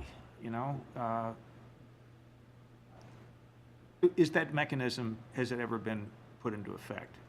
And I mean, part of the process is they come here, we provide, there are elements of a project. Denying a project in its entirety is a hard thing to do if they're meeting that's essentially the framework. And of that's the why we're trying to get more.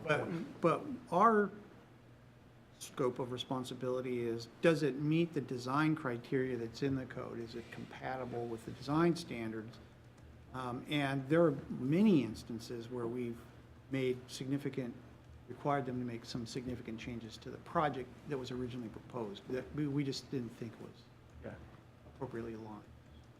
I mean, that's just part of the process. And maybe part of that approval standard, if we did have something where there could be some adjustments made, maybe it would require a community conference.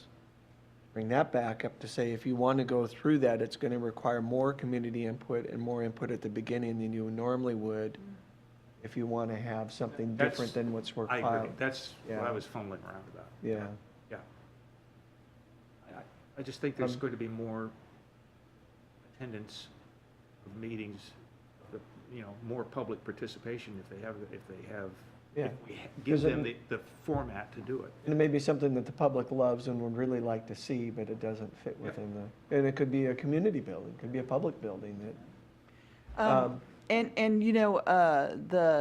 To build on something one of the commissioners said, I apologize, I don't remember which one. Right now, the adjustment of standards process is set up where there are certain things that are specifically precluded from being adjusted. And right now, it is at the applicant's discretion whether their AAS is done ahead of time or bundled with their application. And so there might, what you're saying is that there are certain things that if they rise to a certain level, would need to be part of an either come to the AAS on its own comes to you, because it's an administrative permit, but that kind of adjustment would need a community conversation, or be a part of the SDP or whatever application. I think the challenge is always the criteria. Right. So that there are, it's a predictable, clear path for an applicant, staff, and commission and public to understand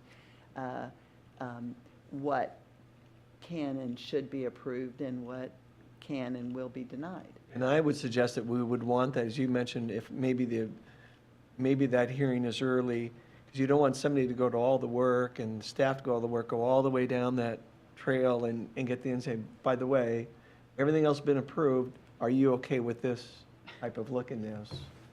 Want to find out that right away, I think. So that might indicate that peeling that apart and having it as a separate activity that could come earlier. Earlier. Yeah, okay, that makes sense. So just a different topic real quick, just feedback on the question that was asked about the structure of the, and trying to respect that staff is here again tonight, and it's probably been a long week, and I guess they want to get home pretty quick. So the feedback on, I think the way it's outlined is good. I think it works really well, the way it's blocked out by, looking at urban design requirements, architectural requirements, et cetera, the design standards. I also like the recommended, not recommended. Most of the time you say, well, this is what's required, but the idea in the standards of saying, here's some examples of what we like to see, and here's some stuff like beveled wood siding, is not something we want in the urban core, and no. So are not recommended, that kind of stuff. I think that's kind of helpful. Then you kind of set the yes, we like it, no, we don't like it boundaries, and then people try to work in the middle. So I think that's really good. And then I think the checklist is really a good tool for us. I think that's something we'll probably want to maybe even play with a little bit more as the details start to build in here on what level of detail we want. It would help us in our deliberation and final decision-making, because we've used a couple of different tools over the years, and some of them were the green sheets, and some of them worked better than others, and this I like better than the green sheets that we've used in the past. But I think there may be some more we want to put in there. I'm not quite sure what that is yet, but that's my initial reaction. Yeah, I mean, I think that, one of the questions is going to be how this is a living document. Some pieces, like the checklist, we may tweak every quarter until we get it figured out, how it works well for all the different users. Right. Some things we may, be fine with for 5 or 10 years, and then we want, that we're done with that style, or we've taking a different approach on views or access or one of those other elements. And so the question is, how are we able to keep that a living document? Yeah, totally agreed. Other thoughts on? I think you're doing a great job of it. That's what I've been saying earlier. This whole process is keeping this a living document. I mean, a central Issaquah plan, that's what we're doing here. We've started to execute, we're going, So we're pulling the horse's reins and saying, let's slow down a little bit here and take a look at this. And that's one of the things that's most encouraging to me about this whole process, is that it is a living, democratic process that has to be put out there and discussed openly, and records kept and everything else. So I would agree very much, just even on, especially this design standards, as we're coming up with this new, that we don't wait 5 years, that, as you say, maybe it's every quarter. We come back after a couple of these projects and we have another meeting to talk about what worked, what didn't, and. Yeah, I think just by the fact that it's a prescriptive allows it to evolve. And you can put things in and take them out. After we see our first Hardy panel building, we may pull that from Just one practical question about maintenance. Is the deliverable defined as the source file? Do we have the source files when this is done? Not just PDF or copies on hard copies, so that we can maintain it, or is the assumption that the consultant would maintain the document going forward? I assume we own the product when it's done. Well, and so the miracle of technology is that, even PDFs are editable these days, so. Painfully so, but Yes, yes. I would agree, Somebody so. tell me how to do that. Yeah, Randy will not be doing that for us. Easy. The one thing I really like about this document is kind of almost a gating factor for people who want to develop in Issaquah, so they can make that decision early on and decide whether or not it makes sense for them. That will help us a lot, instead of save your time as well, because someone can look at this, know what they can do, rather than having to throw everything at the wall and then you guys say yes or no and work with them for 6 months and they decide to walk away anyway.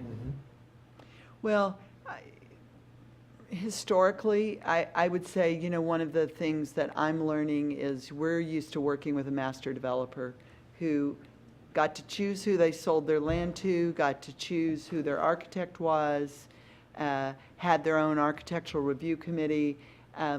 That is not something that you have in the rest of the city. And so the tools that we're developing now make sense for a sort of different configuration that doesn't have that added layer. They could be capricious. We cannot be capricious. And so I think some of these tools recognize the different circumstances in which this is happening. Yeah. I'd like to, I know it's late, but I'd like to have a discussion about the urban core style. It certainly been brought up in a lot of public input about that specifically. People's thoughts on that. One word, stark. That's what we want to avoid. in my Wait, that's opinion. more than one word. Okay, just No, stop. I mean, Just Stark. stop. Stark is the issue. See, now there are more words there. You just. Well, you said you wanted to go long, so. Well, I go back to the goals, and what is the goal? Is it to establish an identity for Issaquah? And so it's a very subjective question, and so, is that our identity? I don't know. When I think of Issaquah, I don't necessarily think of that. But I think you need that type of building, you know, and I think there's things you can do to that can soften it. You know, you talked about some of it. It's the terracing, modulation, the cornices. Those things start to bring the identity, and then it's all about materials, I think, to establish identity. I don't know if I'm helping or answering your question, but Because that's urban core as well, right? And Yes. it's within it, and it's much more along the lines of what we like in a city. Is it? I mean, and I'm not questioning what you're saying. I'm just interested in all the Other commissioners. thoughts on it? I'm guessing that if you put this out for more public comment, that people would react to this more positively than to the other massive building, yeah. And I think it allows room for creative expression. I don't think that as a type, it's necessarily a problem, but the main elements, I think, that Crandall or Ambula were talking about can be expressed in a number of different ways, and maybe they have some other images that might be closer to what we could get excited about. I think that Commissioner Price's comment about what is the image in broader kind of statements that we want Issaquah to become. It is what it is right now, and a lot of people will argue that we like what it is, we don't want it to change. Well, it's going to change, so our job is to guide that change and try to create a future that is kind of a preferred future and trying to be and articulate what that looks like. Sometimes hard to do, but it kind of this preamble about, you know, it could even be to this part of the design standards about what it is, the look and feel, character that we're trying to create in the bigger picture is maybe something that we could think about. And I don't know if the consultant can assist with doing that. I think that's important. I also, you know, we also want to prevent, you know, a lot of reflective glass and hard edges and that, because that's not the image, and it's not really compatible with the natural features that are going on around Issaquah. Natural materials are probably something we really want to promote. So you're looking at wood or wood tone materials, you know, use of stone, brick, those sorts of materials that are more compatible with kind of a natural environment and less about downtown Seattle, you know, for Bellevue reflective glass and hard steel and things like that. But at the same time, you want to have some edginess too, you know, because that's what makes it more interesting to be in. So that's the hard part to describe, and then actually translate that into codes and design standards that actually make it happen. And that's where, you know, this about the living document, yes, we're going to keep moving ahead, and we'll see what this new change drives in the way of future development. But I think that broader description of the image of Issaquah we're trying to create might help. Commissioner Morgan, that image that you emailed, where was that in Central Issaquah? Do you remember? So there's a few of them. So if you have the plan, if you can pull it up for the design standards. This At the is very- the, There was this- one on the very first page. so this is the whole Central Issaquah standards? Is that the SIDS? Yes. Yeah, if you go to the very first page, I think. Oh, I'm sorry. You meant literally the very first page. I thought you meant,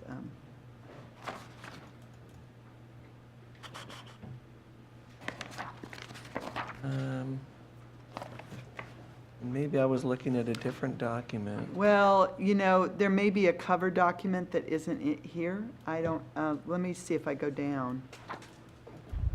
I I think think I know mo- which one you're talking about, and I didn't realize that wasn't on the cover. One of them, I think, is in the district visions, Tibbetts Valley section. Right. I'm not sure, I don't have the Central Issaquah plan here right now. You get it off our webpage, Lucy. Which webpage? The city's webpage on development services. Okay. Go to plans, Central Issaquah.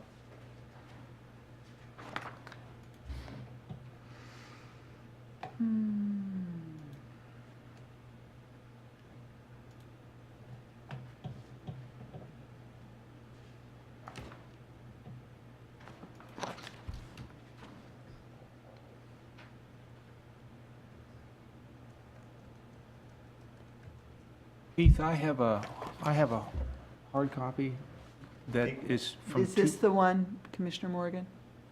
Yes, so that was one, I think that was on the first page, so, and then we've got a couple more later. To me, part of it, when you look at the images that came in the plan that was adopted in 2012, like the tall building on the right, and some of the others, it's got, on the taller buildings, it's got some variated, modulated bases, and then step-back taller buildings with balconies on almost all of them. I think there's a good example on page 20 there. I think that was one of the photos that you sent, Mel. Mm-hmm. Thank you, Richard.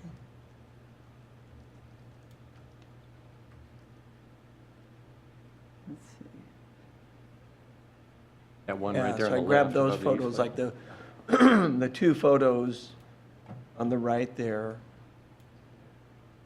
So I think, This is Vancouver, and I have a lot of pictures of this project. Okay.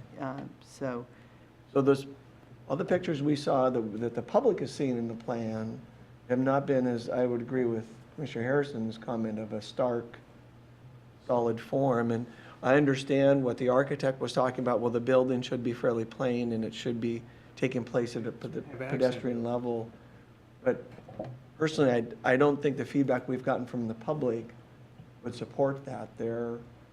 I think we would want buildings that have more balconies, more modulation to them, more interest to them at the upper levels as well as the street level, even in an urban area. That's just my opinion. So I think it needs to be balanced out with some humdrum buildings, and then you have some special buildings. Otherwise, if you have too much special, it starts looking like sprinkles falling off of a cupcake on your desk, right? It's just a whole, but it looks all nice. that sounds like a good deal. Individually, they look great, but as a whole, it looks like a mess, right? But like, say, the building, the second picture down on the right, the taller building there, you think would be too special? If you had buildings that all look like that, it would be, Yeah, I think then it starts looking a little too interesting, a little exhausting. I know that you said that we're not here to talk about height, and I get it, but I just don't see how that building in the second picture, at that height, and I'm just not talking about the architecture, the mass of the building, just the height. I just don't see how a 125-foot, 10-story building, I mean, I know it's in the code, I know it, but seeing the numbers, 125 feet, 10 stories is one thing, but seeing that is another. I just don't think that's compatible. I don't know of where you could put a 10-story building in the Central Issaquah plan where it wouldn't block the view. right. So, again, I guess back to what our Sorry, charge, I know yeah, back to I know. what our charge is tonight. Yeah. Given that height, would you want the building that was shown in the picture of the plan, from the architect tonight? No, that wouldn't. That is less stark. Yes. And I would just add that this building is probably much taller than 10 stories. Yeah, yeah. The So, one on the left, bottom left is something more along the lines of. Yeah. Yeah, Absolutely. I think Yeah, that even- bottom left, looks Yeah. great. yeah. We want that one. That's all we Yeah, want. We want that yeah. one, just build that. It'll be- This might help us, I think, and it's not tonight, but maybe when we bring this back. There are layers of things in the codes and regulations that impact the actual building that we get and what the uses are. So you have zoning requirements, and then within the zoning requirements, you have certain envelope requirements, and you have setback requirements, and there are different things that affect how a site's laid out and how a building is configured. We're just talking about kind of the stuff that gets put on the outside for the most part here, not so much about what's really going to drive the different forms of building, because a residential building is very different than an office building. There are things that regulate how big the floor plates can be and how far apart buildings, I don't know if you have anything in the Issaquah standards about how far apart buildings need to be, but it might be useful just to, these are the things that influence, in addition to the design standards, that influence what building types and the nature of the uses we're going to get in different parts of the city, because we also have the district plan that provides some description about what kinds of things want to happen in these various districts within the city.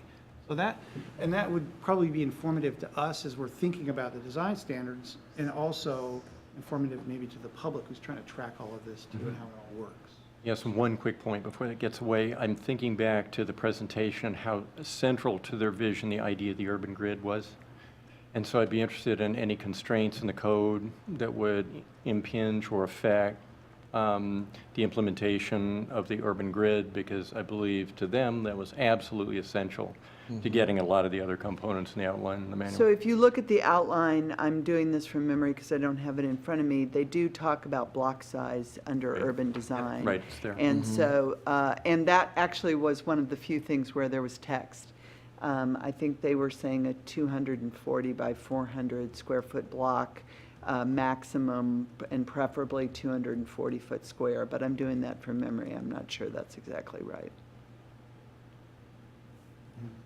So I think I only want to make the point that I think they recognize how important that is as a part of implementing the vision and the plan, and so they are including it as part of the manual. Absolutely. I think it was fundamental in more than one way to what they were proposing. Yeah. Agreed. So if we have, any issues with that in terms of code, and we should probably understand those. And grid is addressed in the Central Issaquah plan, but it's a different approach to that grid, I think, in the exhibit that's in the SIP than the more detailed implementation that they had when they did their overlay. It looked like it was much more defined. Much denser. One of the other things that could impact would be exterior living space, say above ground level. I think one of the things that I think, looking back at, say, the Atlas Apartments, the lack of balconies and the lack of connection between the inside of the buildings and anybody at the street level, and the extent that if we may not be in design per se, if there's more requirement for outside living area above ground level, that could be met through either through balconies or through rooftop gardens, that could also affect the design that we see in the buildings themselves. My suggestion is not an exhaustive lesson on what's in it. It's just what are the things, the layers, and a quick explanation of how they get applied. And that would be like in the design standards, to me, part of it would be more outside, and I'm not sure how you put that in there, but not just box buildings. Well, For at least for residential. right now, there is a requirement for 48 square 49 feet feet, per yeah. unit. We allow that to be consolidated. So one question would be whether that is on a certain percentage or in certain style types. And it could be above the first floor, so it doesn't all just get consolidated in the plaza. Right, but level. or what you might say is that certain percentage of units have to have either a terrace or a balcony. Right, yeah. And that then outdoor space, is that a completely separate category from Right. the ones that are, individually related to the units. Gotcha. Okay, I have to go pick up my son. okay, sorry. Thank you. Thank you. Other thoughts on the framework, the checklist? Commissioner Brown, I thought, made some very good points about it. I did too. Is it going to be a good toolkit for us? I think it is. Yeah. Okay. What else have we not covered you'd like us to cover? Tonight, at least. Are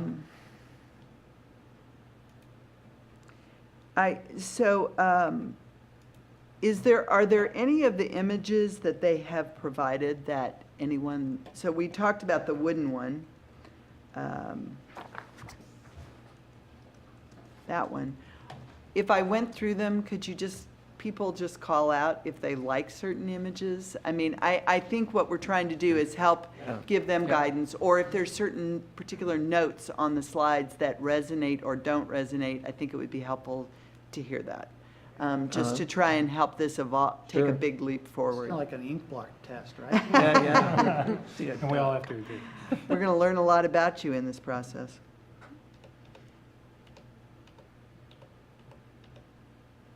No. No, No, No. no, yes. No. no. So remember, you can also talk about some of the terminology, like the tripartite, if those things resonate. And to me, with this one, you mentioned tripartite, but the upper part is so small to it, it's. Well, hard to and see So what I that- find that a really helpful comment, so that we understand what's generating the no. Yeah, well, then, to me, in the starkness of the, Yep. the exterior form Okay. of just window, window, window, window. that, to me, might work if the colors were different on that building. But Okay, so I- that's an important point, because they were shooting for light and dark. Yeah. And what I'm hearing is that may be another version of too stark. I think we want natural in this one. Yeah. Another thing. Well, this could be natural Yeah, stone, I so. know, it's Right. rough. Well, were they thinking not bright? Is that what they, when they said light or, it seemed like everything's either light or dark. I mean, Wasn't part of the argument they wanted the buildings to be background so that the landscape and other elements would stand that's out in right. front of them? It's also a way to avoid blue siding. And so I think we do have to declare it. If light or dark is a great mechanism, say light, dark, and natural, capture those three, there's no blue siding in there. And I think we have to be that specific. And I believe that was a key point of what they presented to us consistently, is that buildings in the central Issaquah plan should blend in, most of them, and there could be accent buildings, but most of the buildings should not be monuments to architectural hubris. So just to be fair to architects, sometimes it's the client, but. Well, okay, yeah. It's always the And hubris is too strong, but the idea was that most of the buildings in the central Issaquah plan should, Create the public realm as opposed to sort of being the foreground. Is that what you're, yeah. okay. In my own planner-esque. Stark, it keeps jumping out at me. Okay. Modulation with balconies and things like that would, and the differences between a professional building and a residential, too. Right, I was going to That's- say, I read this as an office building, so balconies wouldn't really be. Yeah, no, I just say, but I read it as a government office building. I think it's Very like a utilitarian. big vault. I think it's a very expensive Stark building, though. I also think this isn't a good corner site, is Yeah, why I I don't like this image. Yeah. So here, just another observation on this one too, is down at the ground floor level, I mean, you've got kind of stark above, but in a lot of ways, you're pretty stark down at the Yes, bottom. yes. So you don't have any real pedestrian interest down here, and it's not softened very well at all, so, by landscaping. or furniture, Overhangs or. Yep. Yeah. Overhangs or anything. So, because we're doing such a great job of unpacking this image and your reactions to it, I want to go back to this one, which was a very visceral reaction, because it has a lot of natural materials in it, and yet it doesn't resonate for most of you, or some of you. Can you talk about that a little bit? Number one, you don't have the tripartite that you talked about. Okay, so I'll just tell you from a modernist perspective, they might say they did. They do. And I'll tell you why, and you can tell me why it doesn't work. Vertical tripartite? You've got the base, Mhm. and you've got this heavier top here. Now, it's not a cornice, Mhm. but they might say that that's the tripartite piece. Now, that, Okay. I'm not saying that means you're wrong, I'm just saying that's the way an architect might say in a modern vocabulary how they're doing tripartite. So Okay. what I do like about the building is it's a large building with large floor plates, but they broke it up with that vertical, different dark color element, and I think that's a good thing to do when you have these big massive buildings. I like the use of the natural materials, but the way they integrated into the windows, it's just a personal reaction to me, is kind of, doesn't look appealing to me in this combination of colors or materials. And then the top of the building, again, a lot of the images they're showing us are just showing us flat top buildings, and even though they're tripartite or attempting that at least, too much of that gets pretty old in a hurry if you're looking at a skyline. It's also a monolith. It doesn't have any real setback as it goes up. So that's an interesting point, because I see that over here, but when I look at this, I wonder if that is, it's not the facade you focus on, but it seems to have more modulation on that side. And I don't know whether that level of modulation helps or it isn't sufficient to address the concern you're raising. And I think from the tops, when you look at from here, you see side and side. It does look like very boxy, and you're right. I don't think that modulation seems to make much of a difference visually. I agree with everything that's been said, but I would also add, again, to me, this is, even if that's stone, it still would stand out. That's the color. It's the natural elements and the dark section of the tripartite. If the colors on either side of that were variations of that, like lighter gray, it would not be much more close to acceptable to me than with looks like white. Right.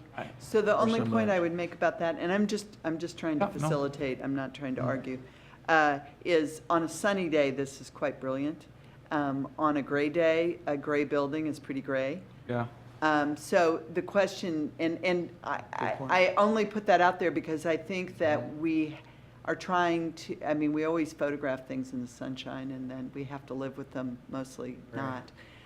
So I think that in this conversation, it's going to be important to understand if we're going for those not so brilliant whites, how are we doing something that doesn't feel drab on gray days?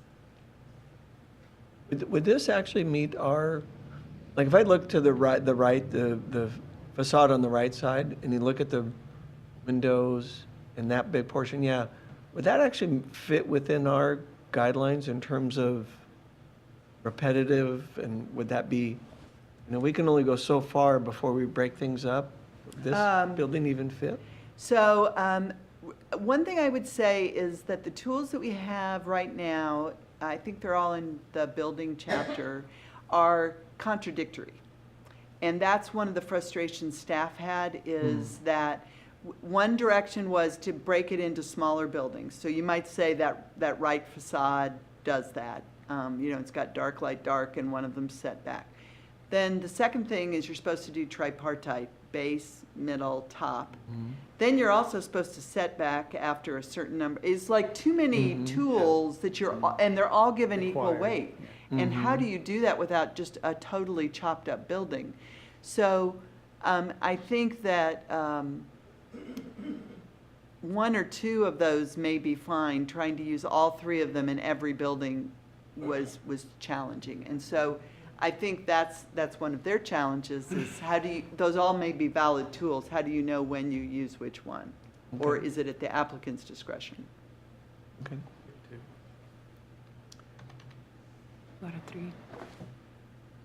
No? You're all smiling. I don't know if it's a happy smile. Personally, I'd say no, that somewhat modernistic and boxy. Yeah. I mean, the roof lines wrapping around to. Still stark. Second. Okay. Yeah. I like that one. Yeah, I would say yes. Yes. That Anybody approach know is why you like this one better than the previous one? Mix of materials. Smaller roofs. Well, are the roofs different? Yeah, Yeah, it's double the size. Can- The Mr. width, Gordon? double the width. Width. And there's less, I mean, in dark weather, that would look more acceptable to me. I mean, that's kind of a compromise in dark, light, rainy, sunny. And the roof is, That one looks all warm and comfortable inside. The other one looks, No. Yes. I mean, there's little bits and pieces I could pick apart, but as a building, I think it's a nice gesture. I like the dark, natural material. Yeah, I think that, Mr. No Stark here, I think that's too dark Really? for Issaquah in winter. I mean, wowzers. And also, that's kind of, is that a New England salt box kind of architecture? Is that what that's Yeah. called? Well, it's a salt box on steroids. I mean, Yeah. it's, Yeah, I don't, But doesn't it harken to our coal mining heritage? You know? well, There's just I hear you. we want to have things that are like surprises too, that are interesting, that create conversation about. Now, some people will like that, and some people will go, what were they thinking? And that sometimes, and then who knows what goes on inside the building, which could be kind of fun. That'd be a So fun we group. don't want to, have a monolithic downtown.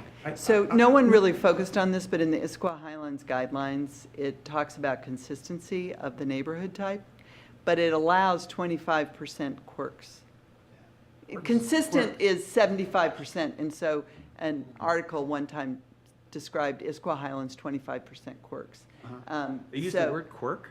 In the article. In the article. I'm I can't remember if the guidelines use that word. Can I clarify one point on my commentary about meshing or overlaying the zones or the districts? This is what I meant, is bring the gable roof into the urban core.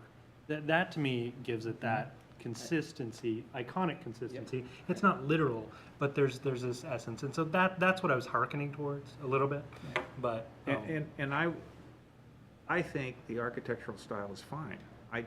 This is another color issue for me. That building in a different color, I wouldn't go automatically, no. I would go, oh, neat looking building and different and gives a variety. But that dark Maybe the color gray, stands out because there's so few windows too. that could be as A well. lot of siding. And it's all very monolithic color. Well, not to put too fine a point on it, I think it's actually not so much that they don't have a lot of windows. I think it's that the trim is the same color as the body color, so, and the windows are going to be dark because that's what windows are. And so therefore, it just reads as all dark, and you don't, the things that they've done to modulate are less, are more subtle and maybe too subtle. So that's that what a brick- master's degree is in that- architecture gets. Is it brick on the right, the extreme right? Is that- Uh-huh. Okay. Do we want to talk about these? Other than to say, I think it's great that the parking is concealed. You have that combination parking pedestrian areas and the building frontage is given over to solely pedestrian. And Lucy, on this one specifically, I like the fact that the building at the corner where there's a curve to the street was not brought all the way out to the street. That's my Uh-huh. that's my Costco comment. Oh, And also, and I don't know where, I think it's in the code already, but screening all the mechanical equipment that they're plunking down on the roof is something we want to make sure is Yeah. taken care of. that is already in the code, so it is a challenge that we have when you're looking straight down on it, but we have tried to address that.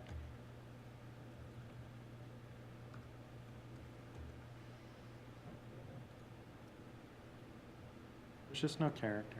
So is that in a residential building? That's what it reads to me.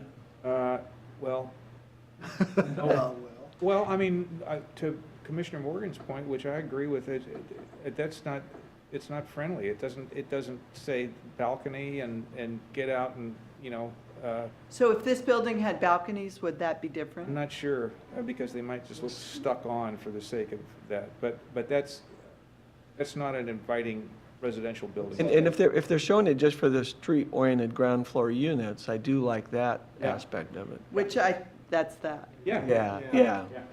Landscaping. Yeah, kind of some separation between the public and the private space for these right. homeowners.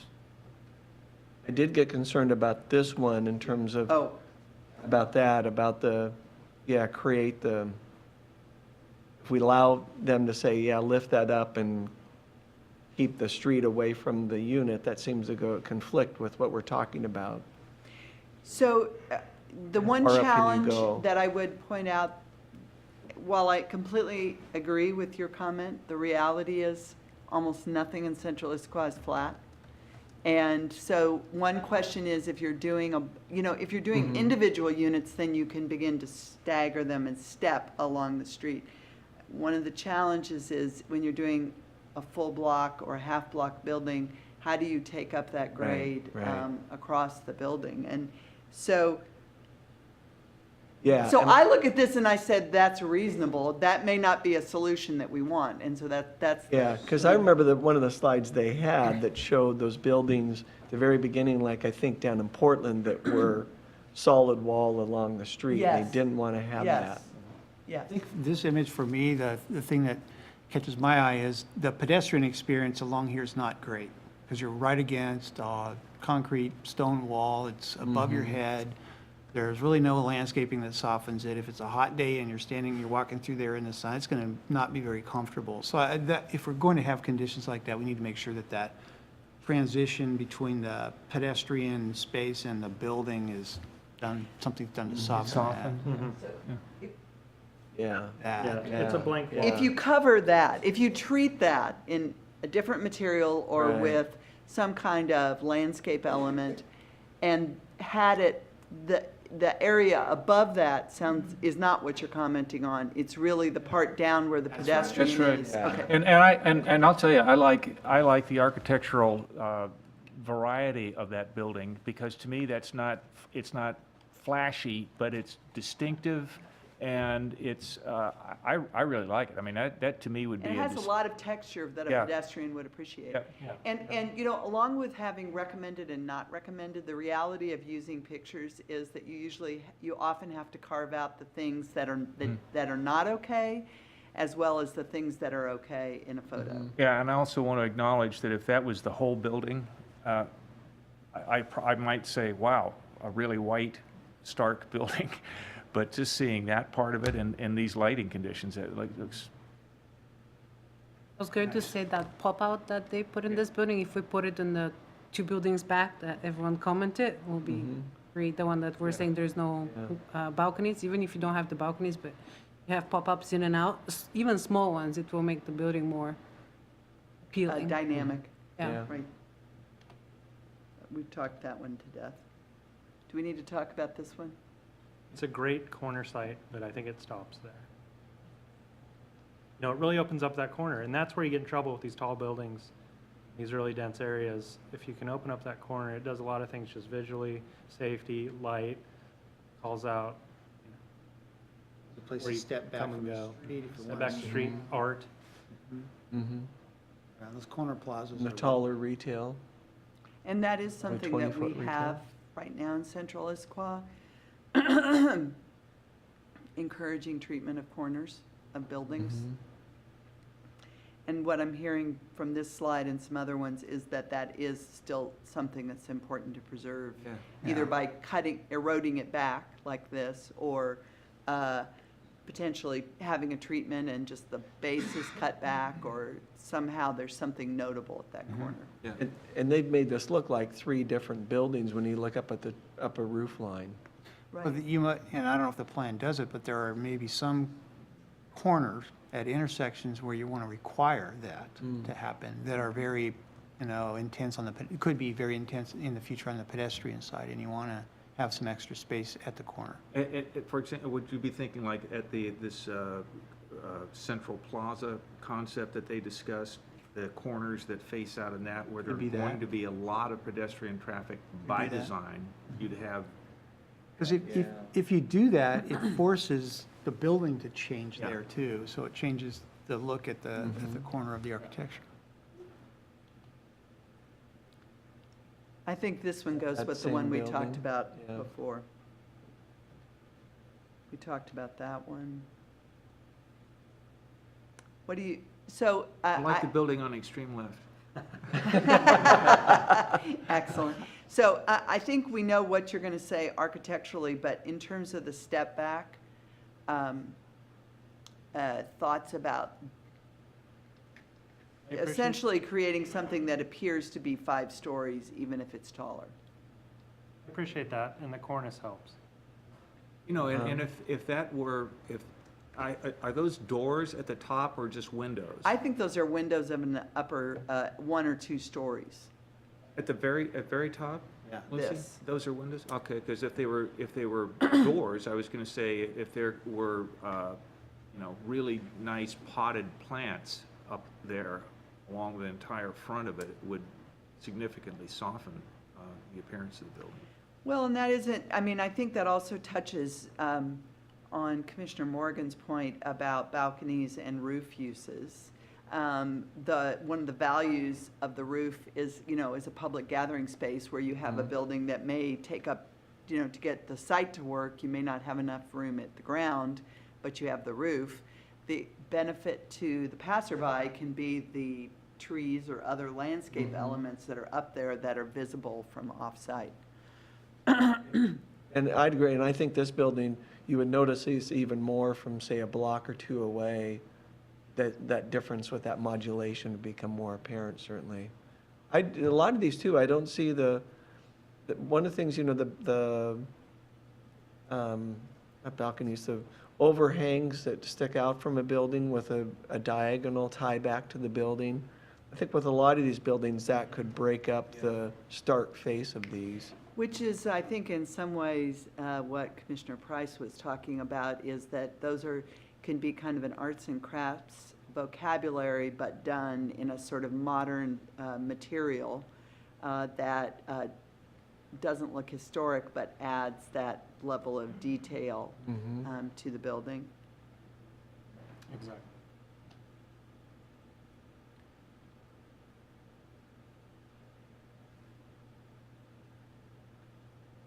My first reaction to that is, didn't we approve that?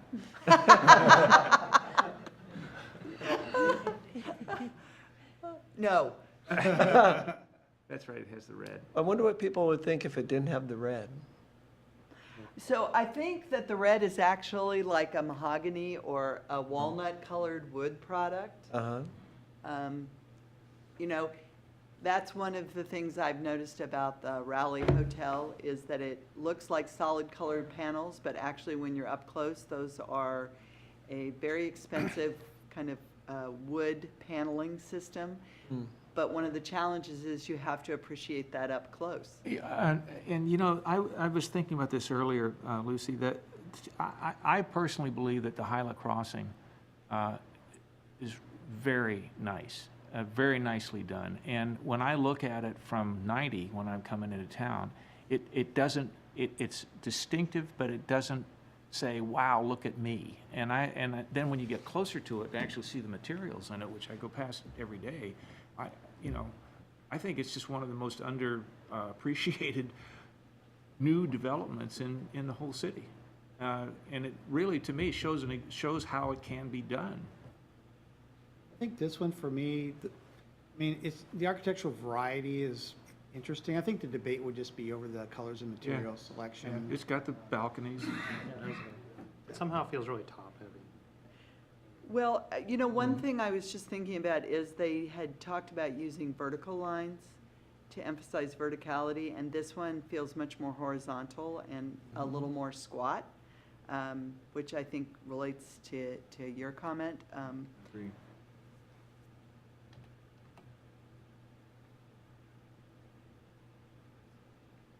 Thumbs up, thumbs down. Down. It's okay. Well, what's it lead to?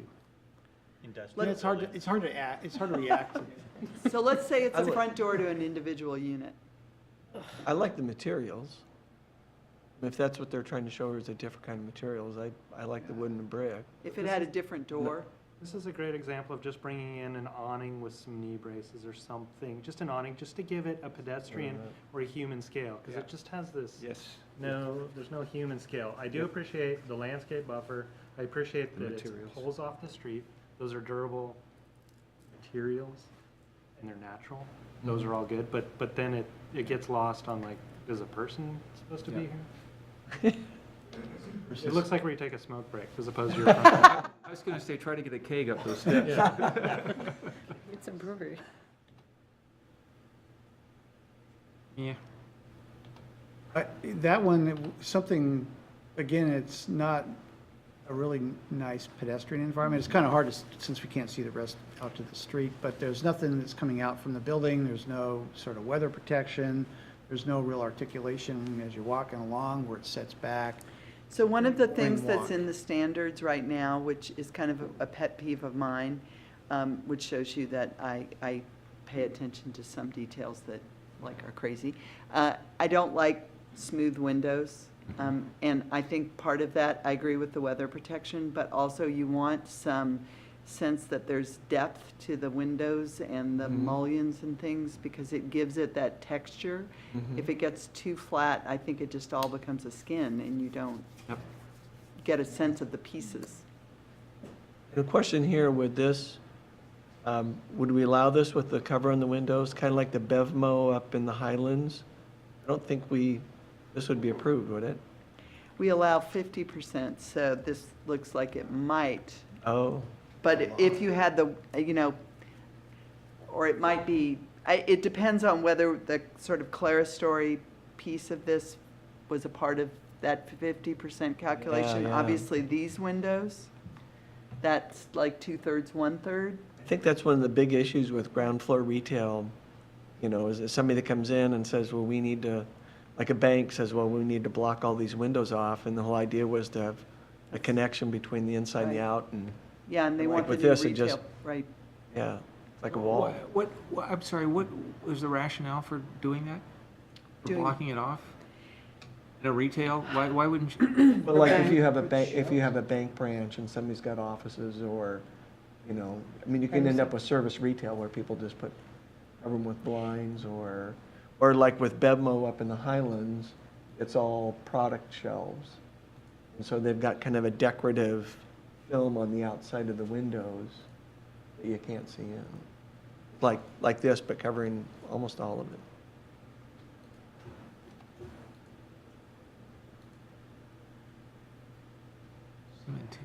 It's a nice dorm. See, that's a more contemporary Uh-huh. style of architecture. You've got a variety of materials. You've got 3 different facades there. Mhm. So, and a plaza space where people can mingle, Yeah. hang out.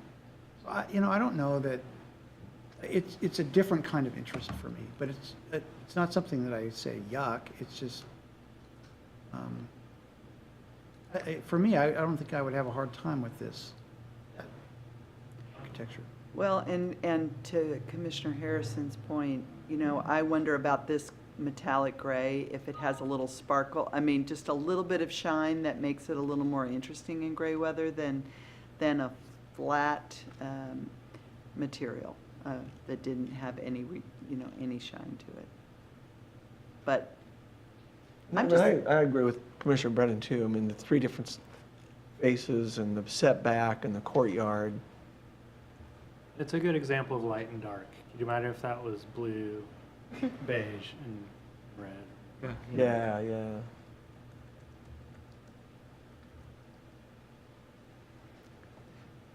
brick, Like brick. I like it. That's a personal. Yeah, I do too. Bricks. Yep, and it's got the window, it's got the shade awnings on the bottom, it's got accent pieces that are not just gaudy to me, it's a different accent pieces, so that is in contrast to the previous one. That's just, to me, it's just a more interesting structure. Actually, for the image of Issaquah that we're talking about, brick would be a material that, for me, would work well, this kind of tone of brick. It's almost it's a new building that looks like it's been around for a Yep. while. looks like a converted warehouse. Yeah, it looks like a factory. And that's the kind of character, I think, that people would probably be attracted to. What's interesting to me, though, is what they're trying to show here is the stucco. We're all talking about the brick. Yeah. They're pointing to the stucco. They're pointing to the That's little we strip can of get good stucco. lessons anywhere. But what I'm hearing is that this is the kind of intersection between modernity and historicism that doesn't feel like you're trying to pretend it's old, and yet accommodates 6 floors and a taller, generally more modern character. Yeah. And again, exactly that, but compare that, they're almost the same size, that one in the previous building.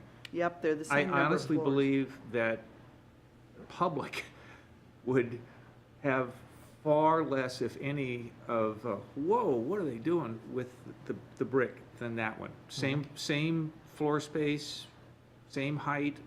But I think it's two different buildings. I think this is an apartment building versus the other Well, one. I was wondering, is Not that an other apartment. one an office building or an apartment building? Office building. So I read this as an office building. Oh, okay. But Well, it might, But I it don't know, might not be. with the windows on the right, Yeah. with office, you'd have much more window I line thought, along there. I You just wouldn't have assumed that those was an splits apartment between those. building. Well, but and you maybe may it's be not. right. I read it as office because of the way the ground floor looked, but now that I look at it with these individually opening casement windows, that's think it's a probably dorm. residential. It's a dorm. Not the individual doors. Yeah. See, Lucy, I'm sorry, back to the other one, though. I think one of the things, material-wise, I think, if, with stucco, I think it needs to be an accent-type material, like they've done here, not a Yeah. whole facade of stucco. Yeah. Okay? I like it. Yeah. Balconies? Now, the interesting thing is these are balconies that push into the building Mhm. as Yeah. opposed to balconies that are on the facade. And then between it, that other section that gets pushed back as well, yeah. Right, I think this is almost like it's not an atrium because it's not enclosed, but it has that open multiple floors. Yeah. I appreciate when the balconies are truly integrated. And I think if, Yes. one of the best design guidelines I've ever worked with is integration. Is it an integrated feature? Whereas some balconies are like, it has to have balconies, then they just glom on balconies. Yeah. This is truly integrated into the building, and it achieves indoor, outdoor, achieves a lot of articulation in that facade. It does a lot of things. Varied materials, dark and light, Yep. a lot of So stuff. but why would, I mean, I very much like that building, but I don't understand the economics. Why would a developer have all that open space there? I like it, but I don't, that seems In like the a. middle? Do you mean this? Yeah, I think that's the entry plaza, probably. well, yeah, but why, Yeah. why is, Yeah. it's just an interesting economic thing to me, That's true. because I think it adds tremendously to the building, and if that were solid there, to me, it wouldn't be as interesting. So that's I don't know if it's a sacrifice on the part of the developer to have done that, but I don't remember ever seeing that before. So, okay, I'm going to make something up, which is that potentially, these grills represent the elevator tower lobbies, and so the amount of space potentially between that lobby and the front facade is too shallow or too close to the elevator to justify it, Right. and so it's an opportunity to have a striking building where there would be minimal benefit from filling it in. So, I mean, it happens. I I'll don't. buy that, I'll buy that, okay. Yeah, I wish it happened more I often. make stuff up late at night. Yeah. I think it brings in historicism, too, because that's a good Yes. word. I was talking those big words, you're confusing me. Okay. Yeah, I like that brick. Yeah. And it tempers the Is it? industrial materials, you know. Oh, that's interesting.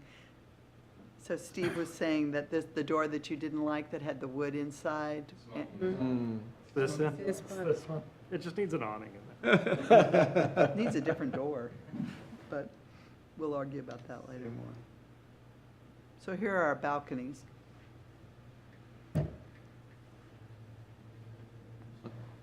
More integrated than Yeah, I like those. I like that building. I like the way the ground floor palette pulls up. So it's one building. Yeah. It's not three. That's a I good think sometimes the tripartite turns it in three buildings. I don't know. I like it. Personally don't, but I don't know why. Yeah. Might be just the colors. It's just not working for me. You know, and the thing that'll be interesting when we get down to the book is, because we don't want it all consistent, I think you all are going to have to talk about how much consistency do you need, or how much agreement do you need between yourselves.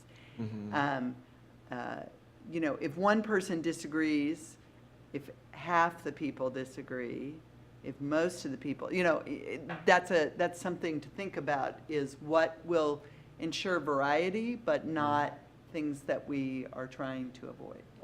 Whatever takes 4 votes wins, right? To that point, I mean, if it gets to that point, can't we just signify the intent of the commission by having a vote on an individual issue? Right, yeah. With an override by the vice chair. Sure. Yeah. We're not talking about that one anymore.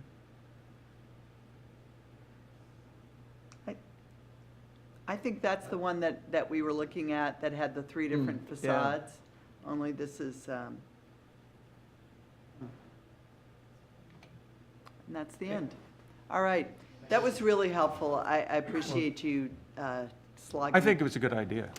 And the one thing it seemed, I don't think we saw any retail, or I guess maybe just ground floor retail or whatever, but any of the photos, as you mentioned, like in all these different styles to show the different types of buildings would be very helpful.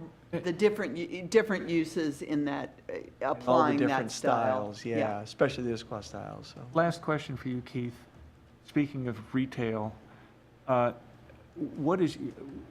in your job title now, to look at that, right? I mean, but there's been so much news in the last couple of weeks about brick and mortar retail. Now it's been, department stores and malls and things like that. But what, from your perspective, looking out at a building that's going to be there for 50 years, has the objective of having as much retail as possible, or I don't know if that's correct, in the central Issaquah plan, is that changing? From your perspective, what's real and what's possible? So complicated question, and especially at almost 10:30. So let's go with, so right now the tax structure in the state definitely benefits the city to have a high proportion of retail. It brings more money into our coffers, which then we can use for services and staff. So retail, there's a benefit to retail. As Amazon and Walmart and Costco and other e-retailers are starting to bite into brick and mortar, you're seeing things like JCPenney and Sears and others struggling and trying to figure out how to keep afloat, right? And so part of what's happening and to the conversation that's happening earlier, just based on some of the standards, and I'm going back to Commission Member Brennan's comment about there's a lot of other things that affect ultimately what we're going to get. And FAR is going to be a big one. And, knowing that right now we've set minimum FARs, especially in the core, is it likely that we'll get single-story retail as new development, as redevelopment? Not likely. So the retail that we're probably going to be getting, in addition to what we have now, will be things like, it'll be the neighborhood serving ground floor retail in a vertical mixed-use building. That's clearly something I think that we are hoping that we'll get out of the redevelopment of Central Issaquah. Trying to figure out, my job and what I'm trying to figure out is really how do I populate an even land use mix as it redevelops. And right now, what I would tell you, probably the hardest struggle is office space. And getting office, because right now Issaquah as an office market is not a hot commodity. And so getting office, so like the project that's happening where the council approved the development agreement for Gilman Lofts, which is happening next to Pagacha, that's supposed to be 3 stories of office over ground floor retail with some tuck under parking in the backside. So getting office in central Issaquah is a huge piece, and that will drive things like convenience retail and more places where people will want to go for lunchtime once you have that, daytime population that's hanging out and looking for places to go have lunch. So I think standalone retail will not be a big slice of our pie let alone just because of what's going on globally with retailers, but also just because of the price of land and things like putting mandates on structured parking and other things that are coming out of those other code requirements.